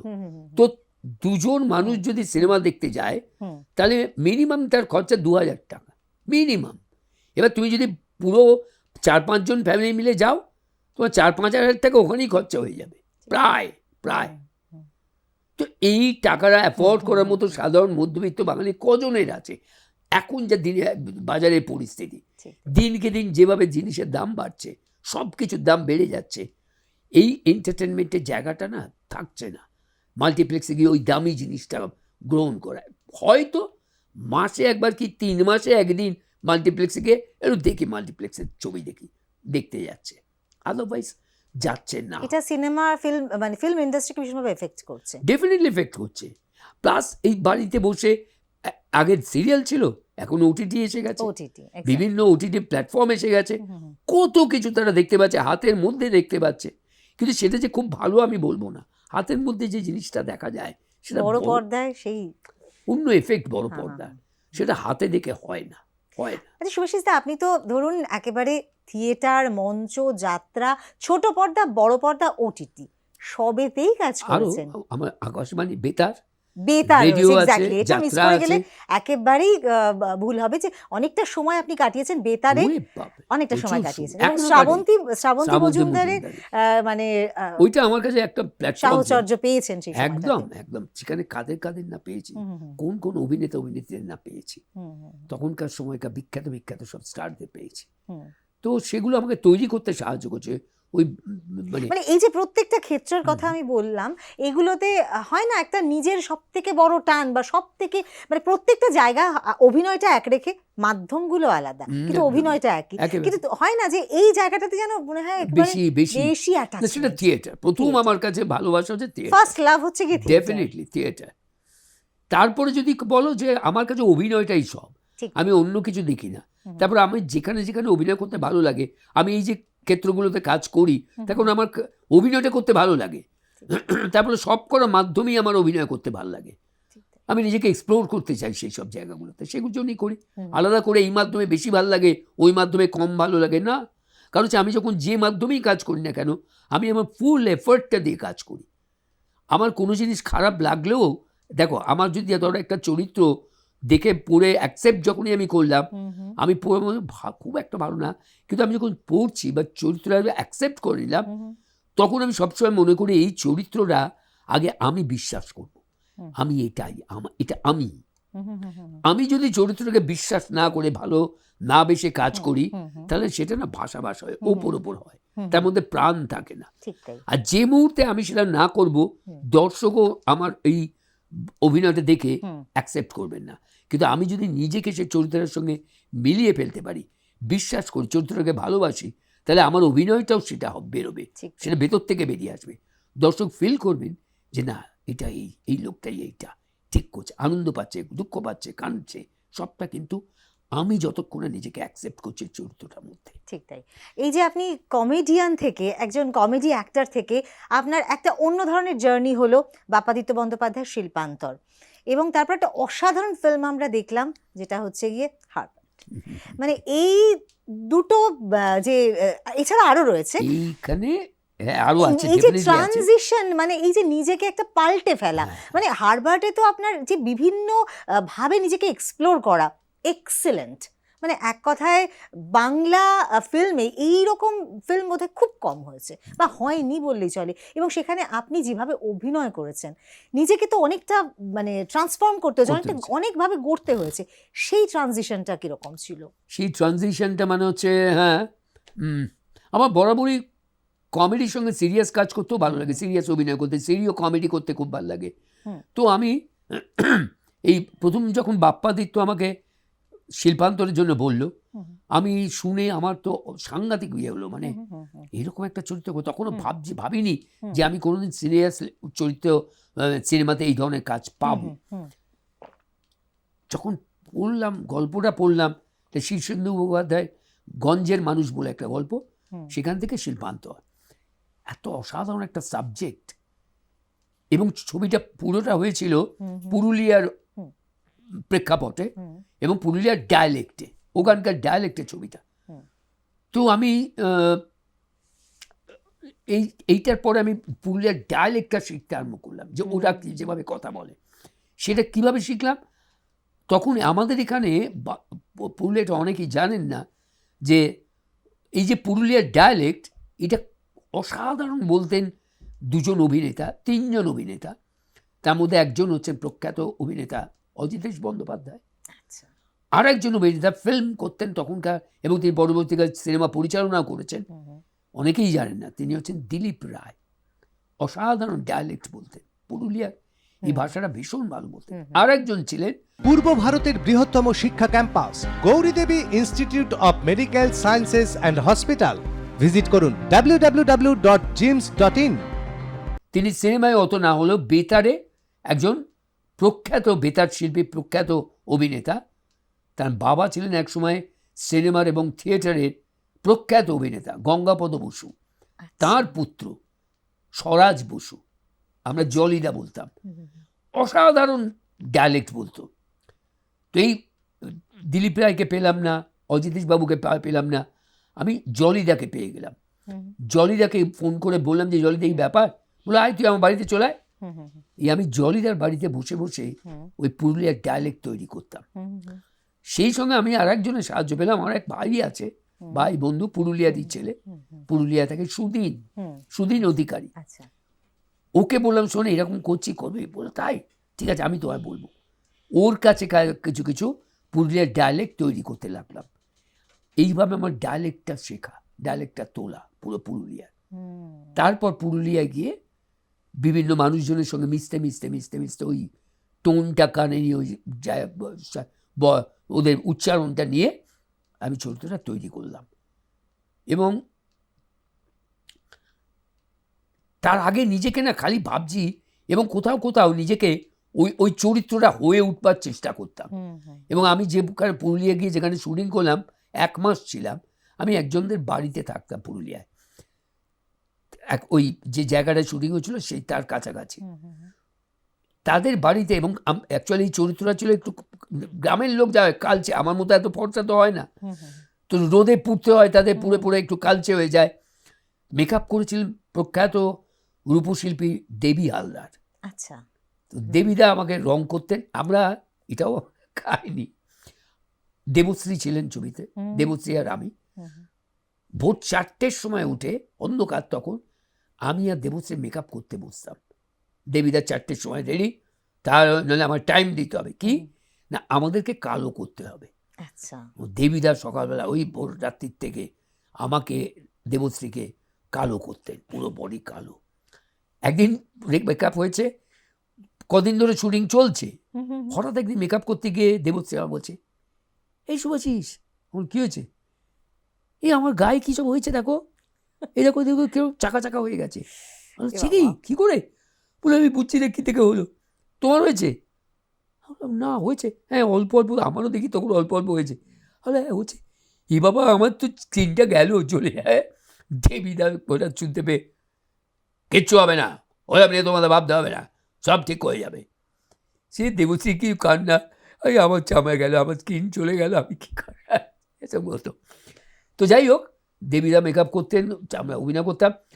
আমি আমার চেহারাটাকে, স্কিনটাকে ট্যান করবো বলে যেদিন যেদিন সকালে একটু দেরি করে শরীর থাকতো, আমি ওই বাড়ির ছাদে যাই, তখন অসম্ভব গরম, পুরুলিয়ার গরম, ওই গরমে শুটিং করছি, ছাদের উপর গিয়ে তেল মেখে বসে থাকতাম, কালার ট্যান করতাম। ওই বাড়ির লোকেরা চমকে যেত, উপরে এসে বলতো কী করছেন, এই তো আপনার তো গা ইয়ে হয়ে যাবে, আপনার তো শরীর খারাপ হয়ে যাবে, এই রোদের মধ্যে এরমভাবে বসে থাকে। না কিছু হবে না, আমি ঠিক ইয়ে করে নেবো। 1 ঘন্টা 1.5 ঘন্টা শুধু ওই কালার ট্যান করতাম ছাদে বসে বসে, যতটুকু পেরেছি, বাকিটা রং করা আমার। ওখানে একটা দৃশ্য ছিল, এটা বলেওছি, কিন্তু আমি যা এখানে আবার বলছি এই কারণে, শিল্পান্তর একটা দৃশ্য ছিল, প্রথম কথা সাপ খাওয়ার দৃশ্য ছিল একটা। তো আমি তো জানি ফলস ইয়েতে করতে হবে, ল্যাটেক্সের থাকবে। এ বললো, বাপ্পাদিত্য বললো, আর তখন আমাদের ইন্ডাস্ট্রি না একজন সাপুড়ে ছিলেন, তিনি অনেক ছবিতে অভিনয়ও করেছেন, আচ্ছা। সাপ নিয়ে খেলা দেখেছেন, সাপের ইয়েতে, তাকে ডাকা হতো, তো ও ছিল। বললো যে আপনি ল্যাটেক্সে থাকবে, চিন্তা নেই। তো আমি কিরম বললো না হোক না, দেখি না। তারপর বললো না জ্যান্ত দিচ্ছি, পারবেন? বললো হ্যাঁ দেখা যাক। তো ওই সাপুরে যিনি ছিলেন তিনি দেখিয়ে দিলেন। আমি কিন্তু জ্যান্ত সাপ নিয়ে অভিনয়টা করেছিলাম। আচ্ছা। ওই কি যেভাবে মাথা ধরতে হয়, ল্যাজ ধরতে হয়, তাহলে আর সাপের কিছু ইয়ে করার থাকে না। তো ওই দুটো ধরে খাচ্ছি আর কি, সেটা করেছিলাম, দেখবি ছবিতে আছে সেটা। তারপরে যেটা হলো, একদিন আমার একটা মুরগি খাওয়ার সিন ছিল। তো আমি কাঁচা মুরগি আমি ঘরে ঢুকবো, দেবশ্রী ঘরে রয়েছে, এই মানুষটা তার আগে বিক্ষিপ্ত হয়ে উঠেছে, একটা কাঁচা মুরগি। কারণ হচ্ছে এই চরিত্রটা, দেবশ্রী যে চরিত্রটা, সে ওই জ্যান্ত মানে কাঁচা মুরগি হ্যানা তেনা খায়, ও ইনফ্লুয়েন্সড। আর এ ভালো পট আঁকতো, পট শিল্পী ছিল, পটচিত্রী। সে ওই শিল্পটাতে নিজেকে ট্রান্সফর্ম করতে চাইছে। সেটা যে কি অসাধারণ গল্প, অসাধারণ চরিত্র। এই শিল্পের ধ্বংসে ও ওই শিল্পটাকে গ্রহণ করতে চাইছে, সেই কারণে ও ওইটা নিজের মধ্যে অ্যাডাপ্ট করছে। কীভাবে করে একদিন একটা কাঁচা মুরগি, জ্যান্ত মুরগি ধরে নিয়ে চলেছে, মুরগিটাকে ঘরের মধ্যে ফেলে, মুরগিটা চটপট করছে। দেবশ্রী দেখে চমকে গেছে, ওটা নিয়ে এসছে, আর এর তখন চোখ ফোক একেবারে বিস্ফারিত, কতর করে ঘামছে, আর ভেতরে একটা গো গো আওয়াজ হচ্ছে। ও থাপ করে বসলো মাটিতে, সে মুরগিটাকে ধরলো, দুটো ধরে, মুরগিটা কিন্তু জ্যান্ত, ধরলো, ধরে ছিঁড়ে খাচ্ছে মুরগিটাকে। ওই ফেলা অবধি রাখলো। বাপ্পা বললো সুভাষ এরপর এইটা না সুভাষবাবু, এটা আমি একটা আমাদের ল্যাটেক্স করা যায়, নিয়ে এসো ল্যাটেক্সটা, এইটা দিয়ে করুন। ও তারপর শটটা ওইখান থেকে করুন, ওই জ্যান্ত মুরগি, তারপর ল্যাটেক্সের মুরগি আমি তুলে খাবো। আমার হঠাৎ শটটা দিতে গিয়ে মনে হলো, এতটাই যখন করছি, তখন ভেতরে এতটা চার্জ হয়ে আছি, আমার কীরকম একটা মনে হলো যে এইভাবে করবো, যদি জ্যান্ত মুরগি খাই। বাপ্পাকে বলো, বাপ্পা 1 মিনিট এদের শোনো। কী হয়েছে? বাপ্পা আমার একটা জ্যান্ত মুরগি এনে দেবে। কী বলছেন আপনি, জ্যান্ত মুরগি নিয়ে শট দেবে? হ্যাঁ নিয়ে এসো। শুটিংটা হয়েছিল এই ভারত লক্ষ্মী স্টুডিওয়ে, আনোয়ার রোডে, চারদিকে মুরগির দোকান। আপনি কী বলছেন, পারবেন আপনি? সিরিয়াসলি বলছেন? আমরা একদম, তুমি শুধু আনো, আজ মুরগিটাকে তো আমি ছিঁড়তে পারবো না, কাটতে পারবো না, ও মুরগির দোকানে কাউকে নিয়ে আসতে বলো, সাইডে কোথাও মেরে দেবে, দিয়ে আমার হাতে ধরিয়ে দেবে, আমি তারপরে যা করা করবো। বিশ্বাস করো, মানে শটটা যখন হবে, পুরো ফ্লোর নিস্তব্ধ, কারো কোনো কথা নেই, সবাই দেখছে একটা জ্যান্ত মুরগি আমি মেরে খাবো। বাপ্পা রেডি করে আমি শুধু বলো আমাকে একটু টাইম দাও, আমি কনসেন্ট্রেট করে নিই। আমি কিছুক্ষণ চুপ করে দাঁড়িয়ে চিন্তা, সব পুরো সাইলেন্স ফ্লো। কান কুপড়ে বাবাকে বললাম, বাপ্পা আমি রেডি। নিয়ে মুরগিটা নিল, কেউ কোনো কথা বলছে না, নিঃশব্দে এনে আমি বললাম হাতে দাও। হাতে দিল, ধরলাম। আমি যখন মুরগিটাকে হাতে ধরেছি না, মুরগিটা পুরো গরম, একদম মানে ফুটছে গরম, এটা আর দর করে রক্ত বেরোচ্ছে। আমি ধরেছি, বাপা বলে টেক করবো, ওরা রেডি, অ্যাকশন বললো। মানে এটা তো সত্যি মানে ভাবাই যায় না এরকম। হ্যাঁ তুমি দেখবে ছবিতে সেটা আছে, ওরা জ্যান্ত মুরগি। মানে কোন লেভেলে ডেডিকেশন থাকলে এটা করা যায়, মানে প্রপার জিনিসটাকে ফুটিয়ে তুলতে গেলে তাকে রিয়েলিস্টিক হতে হবে, এবং তাহলে সেটাকে ফুটিয়ে তোলা সম্ভব। এখন জানি না সেটা না হলেও চলতো হয়তো, কিন্তু আমার কোথাও মনে হলো যখন এতটাই করছি, তাহলে কেন এটা জীবন্ত হবে না, কেন আমি আমার কাজটা তাহলে আরও বেটার হবে। কিছু একটা ভেতরে চার্জ হলো, করে পেলাম। পরে যেটা আমার ব্যক্তিগত খুব অনুশোচনা হয়েছিল, আমরা তো নর্মালি মুরগি খাই, মুরগি তো মারাই হয়, কিন্তু আমার কোথাও মনে ছিল আমার কাজের জন্য, আমার অভিনয়ের জন্য একটা প্রাণ তো চলে গেল। ওই মুহূর্তে আমি না মারলে সে তো বেঁচে থাকতো। হারবার্টের কথা একটু শুনি। আমাদের গল্প করতে করতে সময়টা না কিভাবে বেরিয়ে যাচ্ছে আমি বুঝতে পারছি না, কিন্তু ওই যে বললাম শুরুতেই যে অনেক প্রশ্ন মনের মধ্যে ভিড় করছে, আমি হয়তো তার সামান্য একটু করতে পারলাম, কিন্তু হারবার্টের একটা কাহিনী বলি যেটা অনেকেই জানে না। হারবার্টে একটা লাস্ট সিন, আমাকে নিয়ে যাওয়া হয়েছে শ্মশানে, চুল্লিতে ঢুকিয়ে দেওয়া হবে, সেটা আর্টিফিশিয়াল তৈরি হয়েছে চুল্লিটা।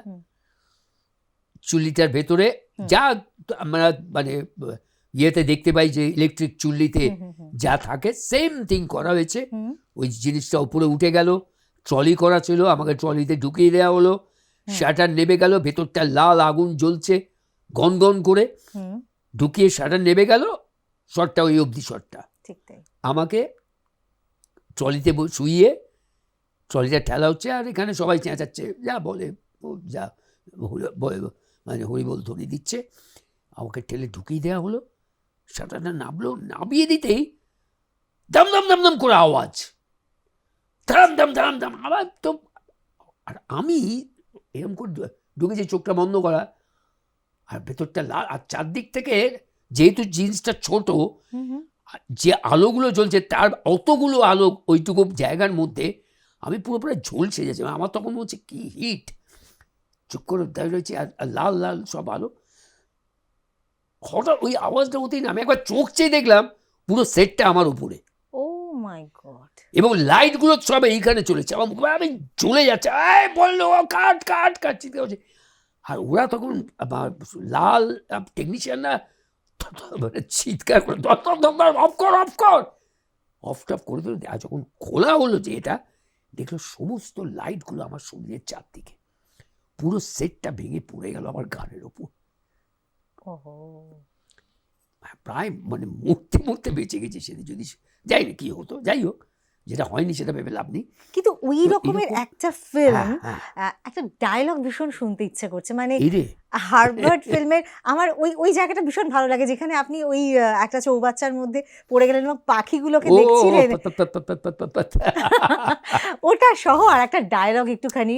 সব ডায়লগ এখন হার্ভার্ডের ডায়লগ দুনিয়ায় বলা যায় না, ওটা অন্যভাবে নিজেকে তৈরি করতে হয়। হার্ভার্ডে যেমন আর একটা জায়গা বলি, এটাও অনেকে জানে না, আমার একটা দৃশ্য ছিল যেদিন, এটা খুব ইয়ে, হার্ভার্ডের বাড়িটা তৈরি হয়েছিল আগেকার আমার স্ত্রী আজকালের বাড়িতে। আমার স্ত্রী আজকালের যে বাড়িটা ছিল ওই বাড়িটাতে শুটিংটা হয়েছিল। আর একটা দৃশ্য ছিল ছাদের ওপর, ওই বাড়িটির ওপর একটা চিলেকোঠার বাড়ি ঘর ছিল, তার উপরে একটা চিলেকোঠার ছাদ যেরকম থাকে সেরকম। তো আমি ওই চিলেকোঠার ওপরে উঠে গিয়ে ওইখানে আমি সমস্ত ইস্তাহার পড়তাম ওইখানে বিভিন্ন রাজনৈতিক বই। এবার যেদিন আমাকে দেখতে যাবে ও বললো আমরা লোকেশান দেখতে যাচ্ছি, চলো, আমি সঙ্গে গেলাম। ওইটাতে গিয়ে ওই চিলেকোঠার ছাদটা দেখবে বলে লাল তার করে উঠে গেল, ক্যামেরা করেছিল, সে তো চলেই গেল আমাদের। উঠলাম উপরে, ওরা উঠেছে, আমি বললাম যে তাহলে আমি আসছি, দাঁড়াও।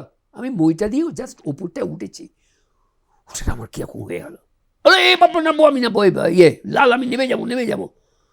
সে কোনো রকমের সিঁড়ি দিয়ে নেমে চলে এলাম। লাল আমি ওপরে গিয়ে শর্ট দিতে পারবো না, অসম্ভব, আমার কীরকম এটা হচ্ছে, আমার একটু ভার্টিগো আছে। আচ্ছা, সেইটা হতে না আমি ছিটকে গেছি, বলতে কী করবো, আমাকে তো শর্টটা নিতে হবে, কী হবে এখানে, আমার অসম্ভব আমার দ্বারা, সবাই না হলে মরে যাবে, এবার এটা না হলে তো ছবিটার মজা ইয়েটাই থাকবে না। অনেক ভেবে চিন্তা বললাম ঠিক আছে চলো দেখা যাক। আর দেখা একটা কাজ করো, আমি যখন উপরে উঠবো আমার সঙ্গে লোক দিয়ে দিও, তাদেরকেও তুলবে। প্র্যাকটিক্যালি কি করা হলো, আমি না উপরে যখন শটের দিন উপরে উঠে না আমি নিচের দিকে এরকম করে তাকিয়েছিলাম, আর যেহেতু ওটা অতটা উঁচুতে, চারদিকটা খোলা, তাকালেই আমার সব মানে পৃথিবী উল্টে যাচ্ছে আমার। আমি এরকম করে দাঁড়ালাম, আমরা ধরে থাকো, সবাই মিলে চারদিক থেকে ধরে থাকলো আমাকে, আমি এরকম করে দাঁড়িয়ে আছি ক্যামেরার সামনে, এই ঠিক এরকম জায়গায় ক্যামেরা, আমি দাঁড়িয়ে আছি। আমার বলো বুঝতে টেক করি, বলো হ্যাঁ করো, আমি রেডি।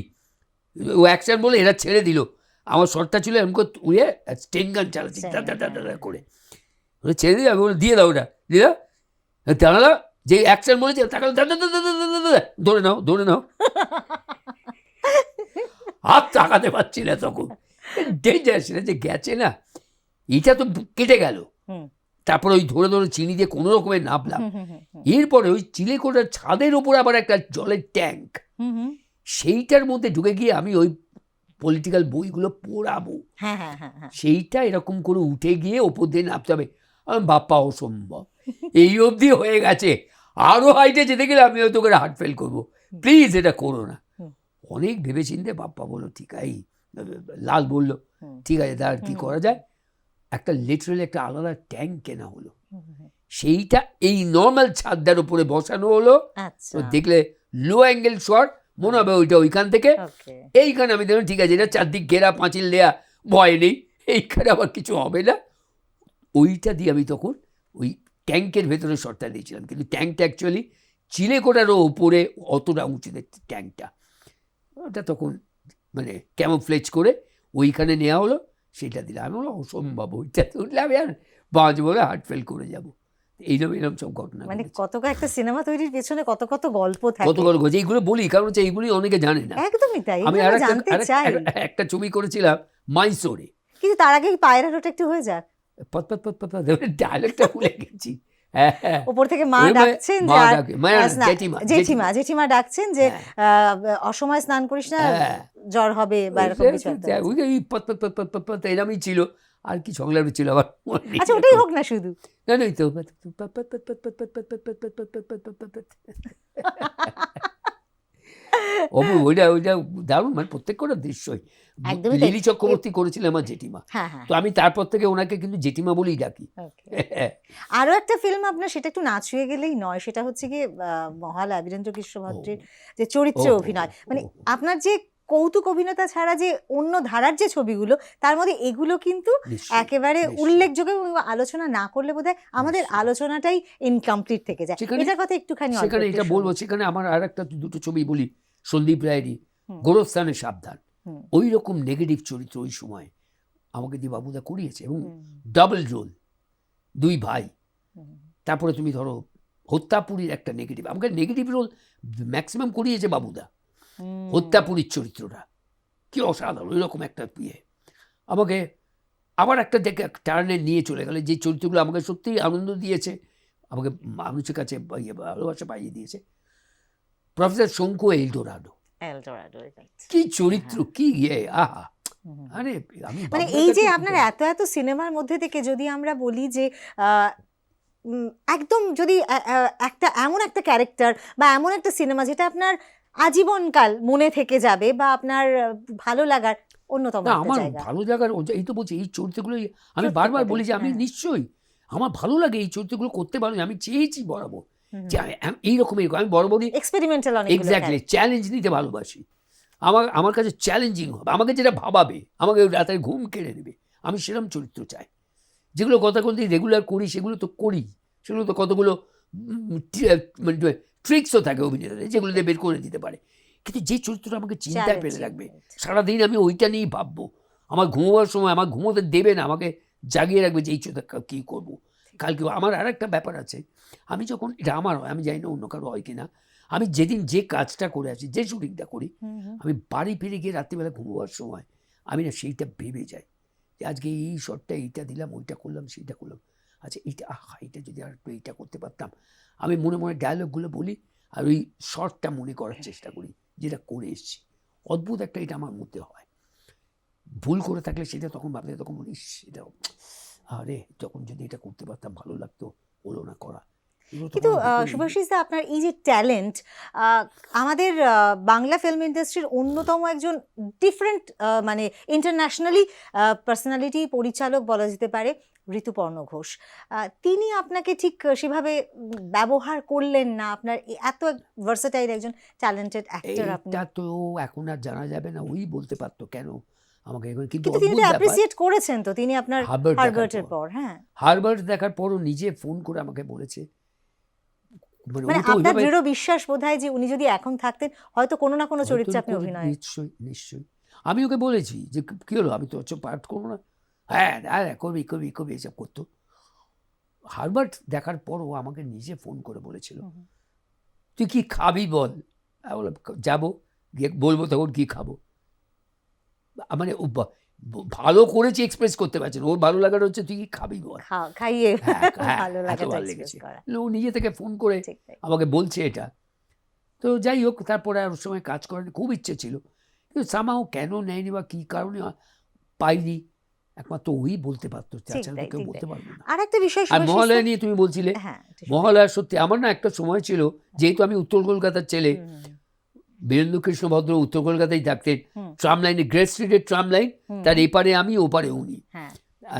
মানে আমি দর্জিপাড়ার দিকটা, উনি ওই মানে কি বলবো শ্যামবাজারের দিকটায়, হুম, হুম, হুম, হাতিবাগানের ওপারটায়। তো আমি প্রায়ই ওনার বাড়ির সামনে দিয়ে যাতায়াত করতাম, যেহেতু পাড়ার মধ্যে হুম, যেতাম এই কারণে যে যদি বাড়িটা চিনে গেছিলাম যে উনি কোন বাড়িতে থাকতেন, যেতাম এই কারণে যে প্লাস আমি ওই পাড়াতে আমার এক বন্ধু ছিল, আমার স্কুলের বন্ধু, তার ওখানে গিয়ে খুব আড্ডা মারতাম। হুম, তো সেই সব কারণে তখন দেখতাম, এবং ওই বাড়ির সামনে দিয়ে আমি খুব যাতায়াত করতাম হুম, হুম, যদি কখনো ওনাকে দেখতে পাই, হুম। কিন্তু কোনোদিন আমার দেখার সৌভাগ্য হয়নি। আচ্ছা। আমি যখন আকাশবাণীতে এসেছি হুম, তখন তিনি আকাশবাণী থেকে বেরিয়ে গেছেন, আচ্ছা। তার ফলে আমি আকাশবাণীতেও ওনাকে দেখতে পাইনি, সেটা আমার দুর্ভাগ্য। কিন্তু আমি ওনার কথা শুনেছি, ওনার সম্পর্কে পড়াশোনা করলাম, আর রেডিওতে ওনার অভিনয় শুনেছি। কিন্তু আর যেটা সবচেয়ে বিয়ে, এই যেটা মহালয়া, মহিষাসুরমর্দিনী, হুম, হুম, সেইটা কানের মধ্যে ছিল, ওনার কণ্ঠস্বর, ওনার বাচনভঙ্গি, এগুলো ভেতরে ছিল। ওনার ছবিটা দেখেছি, ওই সেই অবয়বটা আমার স্মৃতিতে রয়েছে। তো এইগুলোকে কেন্দ্র করি, এবং বিভিন্ন জন যারা তখন তার সঙ্গে কাজ করেছেন আকাশবাণীতে, হুম, হুম। সেই রকম কিছু মানুষের সঙ্গে আমার মনে হলো কথা বলার দরকার। ঠিক। তার মধ্যে একজন বেতার প্রযোজক অজিত মুখোপাধ্যায়, হুম, বেতার প্রযোজক সমরেশ ঘোষ, হুম, আর একজন যিনি সবচেয়ে বেশি হেল্প করলেন তিনি হচ্ছেন প্রখ্যাত অভিনেতা, প্রযোজক, নাট্য প্রযোজক বেতারে জগন্নাথ বসু। আচ্ছা। এদের কাছ থেকে আমি বীরেনবাবু সম্পর্কে বিভিন্ন তথ্য নিতে লাগলাম, হুম, হুম। আর ওনার সম্পর্কে যে কটা লেখা পেলাম কিভাবে সেগুলো হাঁটাচলা পড়লাম। করতেন। একদম হাঁটা চলাটা তো এইটা আমাকে জগন্নাথ দাকে যখন আমি ফোনে কথা বলছি, হ্যাঁ, হ্যাঁ, বলো তাই তুই করছিস, বীরেন্দার চৈত্র চলায়, আমি বলছি। হুম। তারপর তুমি আমাকে কিছু বলো না, কী করতে, বলো তুই কাছে আয়, তারপর বলো। তো জগন্নাথ দা একদিন কোনো একটা, নাম বলছি না, একটা FM চ্যানেলে তার রেকর্ডিং ছিল, তিনি ছিলেন সেখানে, বললো এখানে হয়ে যাবে, তুই তারপর চলে আয়। হুম, হুম, হুম, হুম। আমি সেই FM চ্যানেলে চলে গেলাম, গিয়ে জগন্নাথ দা হয়ে গেল আমার সাথে বলছে, বলে এবার নানা রকম টিপস দিচ্ছে। হুম, হুম, হুম। তারপর বলছে জানিস তো বীরেন্দা তো নচ্ছিলি তো, ওই কাপড়টা দেখা যেত না, এবারে হলুদ হয়ে যেত। আমরা তাই, হ্যাঁ। আর বললো বীরেন্দার একটা দোষ ছিল, মুদ্রা দোষ ছিল। বীরেন্দা কথা বলছে, বলতে বলতে পাশের যে লোকটা রয়েছে, আমরা পরে না বুঝতে ভয় পেতাম, কেন বলতো এখন কেন, বলে কথা বলতে পারে বয়েছ, বলে পেটে নাকি খোঁচা মারতে, একটা করে কথা বলছে, একটা করে পেটে খোঁচা দিচ্ছে, বলে আমার পাশে কেউ বুঝতে চাইতাম না। তো এটা আমি ছবিতে লাগাবো বলে ঠিক করেছিলাম। এই হ্যাঁ, হ্যাঁ, হ্যাঁ। সৌমিক সেন যে মহালয়া পরিচালক, হুম, ও আমাকে একটা বিরাট সুযোগ দিয়েছে, আমি কৃতজ্ঞ ওর কাছে। হুম। ও ওকে যখন আমি বললাম যে এইটা ছিল ওনার মুদ্রা দোষ, জগন্নাথ আমায় বললো না না এটা ছবিতে কোনো না, অসুবিধা হবে, দরকার নেই, ওটা দিও না। তো আলটিমেটলি দিতে পারিনি। এবার জগন্নাথ আমায় বললো বীরেন্দ্র জানিস তো হাতে, আর বীরেনবাবুর হাতে একটা ছোট থলে থাকতো হুম, হুম, হুম। বরাবর, হুম, সব বলতো যে ওই বীরেন্দ্রার থলেতে কি আছে আমরা জানতাম না, হুম, হুম। রোজ ওটা নিয়ে আসতেন, নিয়ে চলে যেতেন, কিন্তু বীরেন্দ্রার থলেতে যে কী থাকে সেটা দেখতে পেতাম না। তো এই থলেটা থাকতো, আর বীরেন্দা এইভাবে এইভাবে হাঁটা চলা করতেন, হাঁটতেন। বলে জগন্নাথদা নিজে ওই স্টুডিওর মধ্যে আমাকে হাঁটাটা দেখালেন, যে বীরেন্দ্রকৃষ্ণ ভদ্র কী করে হাঁটতেন। আমি বললো তুই হাঁট আমার সাথে, হাঁটি তোমার, বলে হাঁট হাঁট। আমরা দুজনে হাঁটছি, তো জগন্নাথ অফ হয়ে গেল, এবার আমি নিজে হাঁটা প্র্যাকটিস করছি তখন ওখানে। বলে এইটা বীরেন্দা এইভাবে যাতায়াত করতেন, বীরেন্দার এইটা ছিল ওইটা ছিল, এইরকম মানুষ ছিলেন। এইসব একবার নাকি এই কাহিনিও অনেকে জানবেন না, বীরেনবাবু আকাশবাণীতে দীর্ঘদিন বাদে এসছেন, হুম, আর বীরেনবাবু যে ফর্সা ছিলেন, তো হুম। বীরেন্দ্রকৃষ্ণ ভদ্রকে আকাশবাণীতে তখন ঢুকতে দেয়নি, সিকিউরিটি ছিল, আচ্ছা। তারা ঢুকতে দেয়নি, কারণ চিনতে পারেনি। হুম, হুম, হুম। জগন্নাথ বলছে সুভাষিস তুই বিশ্বাস কর, হঠাৎ দেখি একটা চিৎকার, কি হলো, তখন এটা বীরেন্দার গলা না, বলছে ওই নিচে আকাশবাণীর নিচে বীরেন্দা দাঁড়িয়ে চিৎকার করছে, আমি এই আকাশবাণীর জন্ম দিয়েছি, আমাকে তোমরা আটকাচ্ছ। বলছে সে মানে রোকা যাচ্ছে না, গিয়ে দেখি একেবারে ফর্সা লোক লাল হয়ে গেছে বীরেন্দা। যত তাকে আমরা সবাই মিলে ধরে বলছে কত বড় সাহস, আমাকে বলছে ঢুকতে দেবে না, আকাশবাণীর জন্ম দিলাম আমি। ভাবা যায় না কি কষ্ট পেয়েছেন সে। ঠিক তাই। সত্যিই তো তাই, এরা তো আকাশবাণীর স্রষ্টা, হ্যাঁ, সেই মানুষটাকে আকাশবাণীতে ঢুকতেই দিচ্ছে না। ঠিক তাই। তারপরে এখন কোন সিকিউরিটি, কে সিকিউরিটি, ঠিক কী ভেবেছে ঢুকতে দেয়নি ওনাকে। ঠিক তাই। শুভাশিসদা, আমরা আলোচনার প্রায় শেষ প্রান্তে একটা কথা বলি যে আমরা 2005-এ হার্ভার্ড আপনার, এবং এই যে মহালার কথা বললেন সেটা 2019 সালে। আপনার মানুষের ভালোবাসা ডেফিনেটলি আপনি পেয়েছেন, প্রচুর ভালোবাসা আপনি পেয়েছেন, কিন্তু পুরস্কার সেই অর্থে সেটা নিয়ে কি কোনো আক্ষেপ আপনার আছে? আপনি মহানায়ক উত্তম কুমার না, আমি award- অন্য অনেক পুরস্কার পেয়েছি, সব আমি মানে চ্যানেলগুলোর পুরস্কার পেয়েছি, সরকারি আমি তরফে বিএফ পুরস্কার যে পুরস্কার 2024 পেয়েছি হ্যাঁ। দুবার, বিএফ যে দুবার পেয়েছি। সাবেক কারণ আমার নিজেরও ইচ্ছে ছিল, এবং মানে অনেকেই বলেছিল, জানি না, হার্ভার্ডে আমি ন্যাশনাল অ্যাওয়ার্ড পেতে পারতাম, এবং এক্স্যাক্টলি। আমার এখান থেকে যে বিচারকরা ছিলেন, জুরি বোর্ডে ছিলেন বাংলা থেকে, আমি নাম বলছি না, তিনিও আমাকে এসে বলেছিলেন তোমার সঙ্গে কম্পিটিশন ছিল, আমি জানি না, আমাকে বলা হয়েছিল। সেই সময়ে একটা ছবি এসেছিল, ওই সময় তার অভিনেতা ছিলেন অমিতাভ বচ্চন।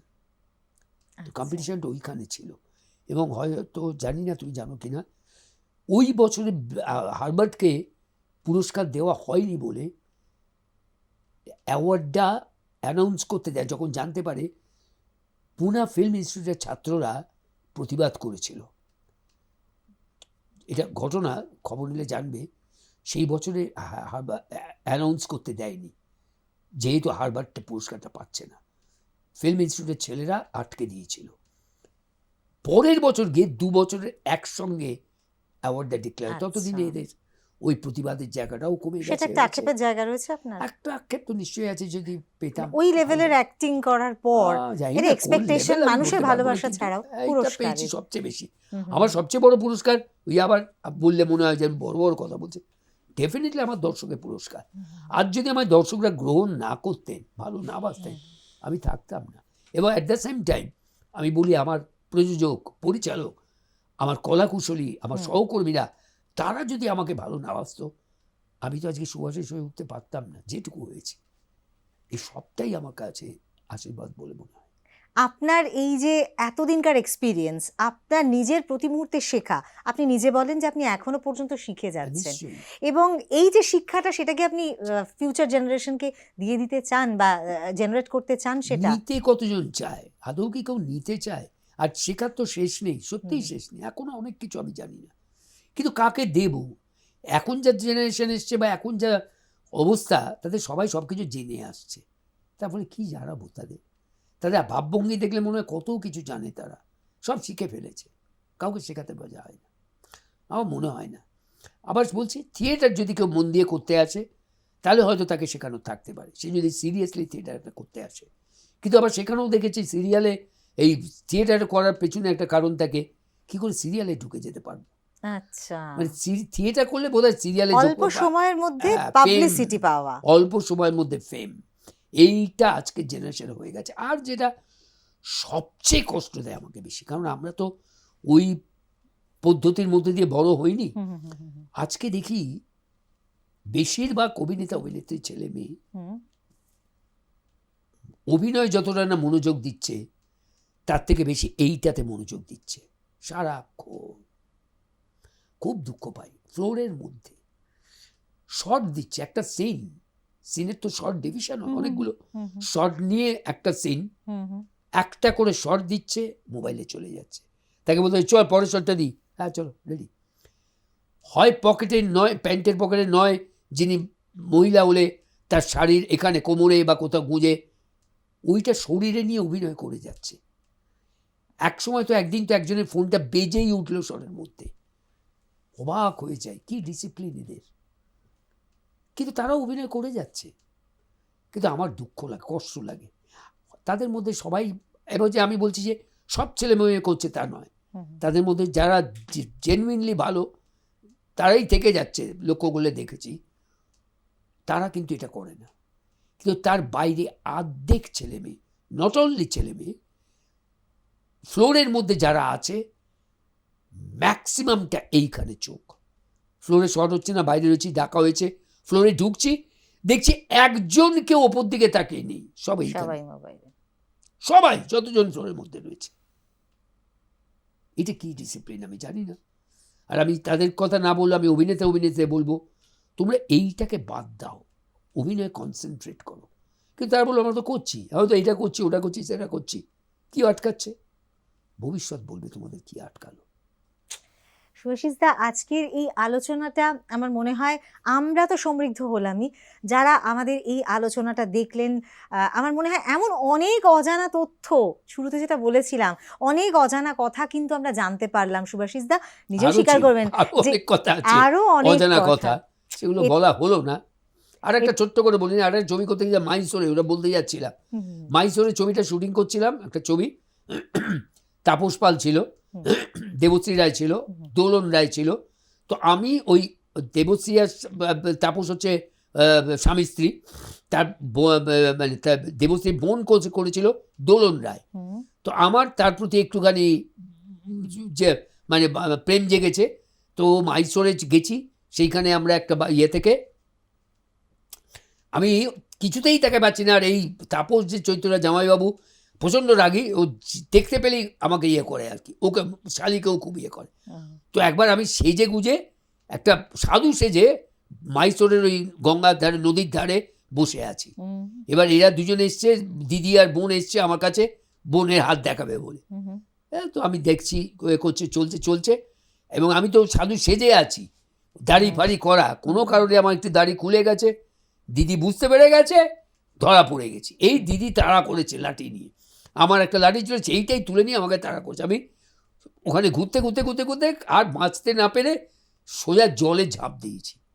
এইটা হচ্ছে শর্টটা, জলে ঝাঁপ দেবো, ওখানে নামিয়েছি। আর তো তখন এরা জলে নামতে পারছে না, ওখান থেকে আমি সংলাপ বলবো, সব হচ্ছে পর শর্ট চলছে। এবার ওই জলে ঝাঁপ দেবা দিয়ে, এটা তার আগে আমি ডিরেক্টরকে বললাম এটা কী অবস্থা, বলো না দেখিয়ে নিল 4-5জন, ওখানকার কয়েকজন ছেলে রয়েছে, বলো পরিষ্কার, কিচ্ছু অসুবিধে নিয়ে। কিন্তু আমি দেখতে পাচ্ছি জলে বেশ তোর আছে, আমার ঠিক আছে, অসুবিধে নেই। আমি শর্টটার সময় জলে গিয়ে ঝাঁপ মারলাম, মেরে আমি গিয়ে পড়লাম একটা বোল্ডারের ওপর, তলায় প্রচুর বোল্ডার ছিল। এবার বোল্ডারের ওপর যে পাটা রেখেছি, আমি না দাঁড়াতে পারলাম না, আর শ্যাওলা সেগুলোতে, আর ওই কারেন্ট জলটায় আমি যেই দাঁড়িয়েছি জলে, আমাকে মারলো এক ঝটকা, ওই স্লিপ করলো আমার পাটা, আমি ভেসে বেরিয়ে যাচ্ছি। আর এরা তখন দর করছে, আমি বললাম মানে বাঁচাও করছি।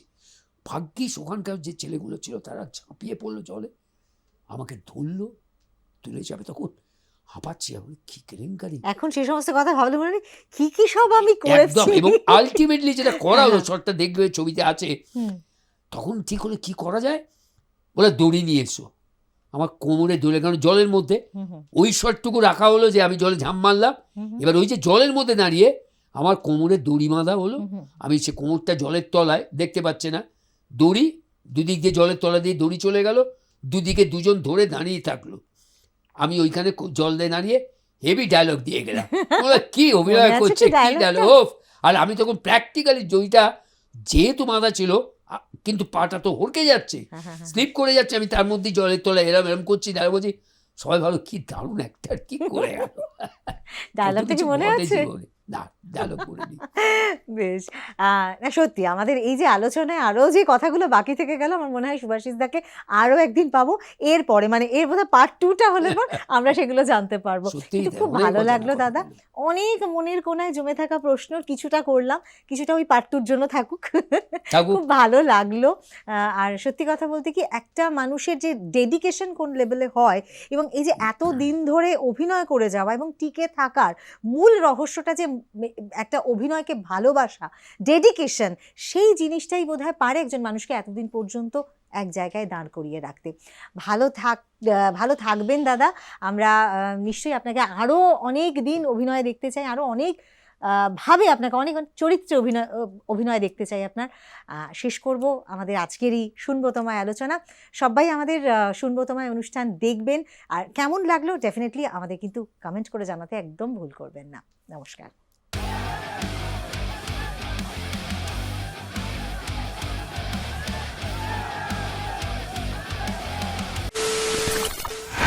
খবরের নামে প্রতিদিন সন্ধে আপনার ড্রয়িং রুমে কি শুধুই চিৎকার চেঁচামেচি খেয়ে আসে? বিতর্কের নামে চলে গালাগালি আর কাদা ছোড়াছুড়ি। এবার সময় পরিবর্তনের, কারণ আমরা কান ফাটানো চিৎকারে বিশ্বাস করি না, আমরা বিশ্বাস করি খবরের সত্যতায়। আমরা কোনো পক্ষের হয়ে গলা ফাটাই না, আমরা সাধারণ মানুষের হয়ে প্রশ্ন তুলি। চিৎকার নয়, শুধু খবর হবে যেখানে বিতর্ক আছে কিন্তু কুৎসিত ঝগড়া নেই। সঠিক তথ্য, বিশ্বস্ত খবর। নজর রাখুন আর প্লাস নিউজে।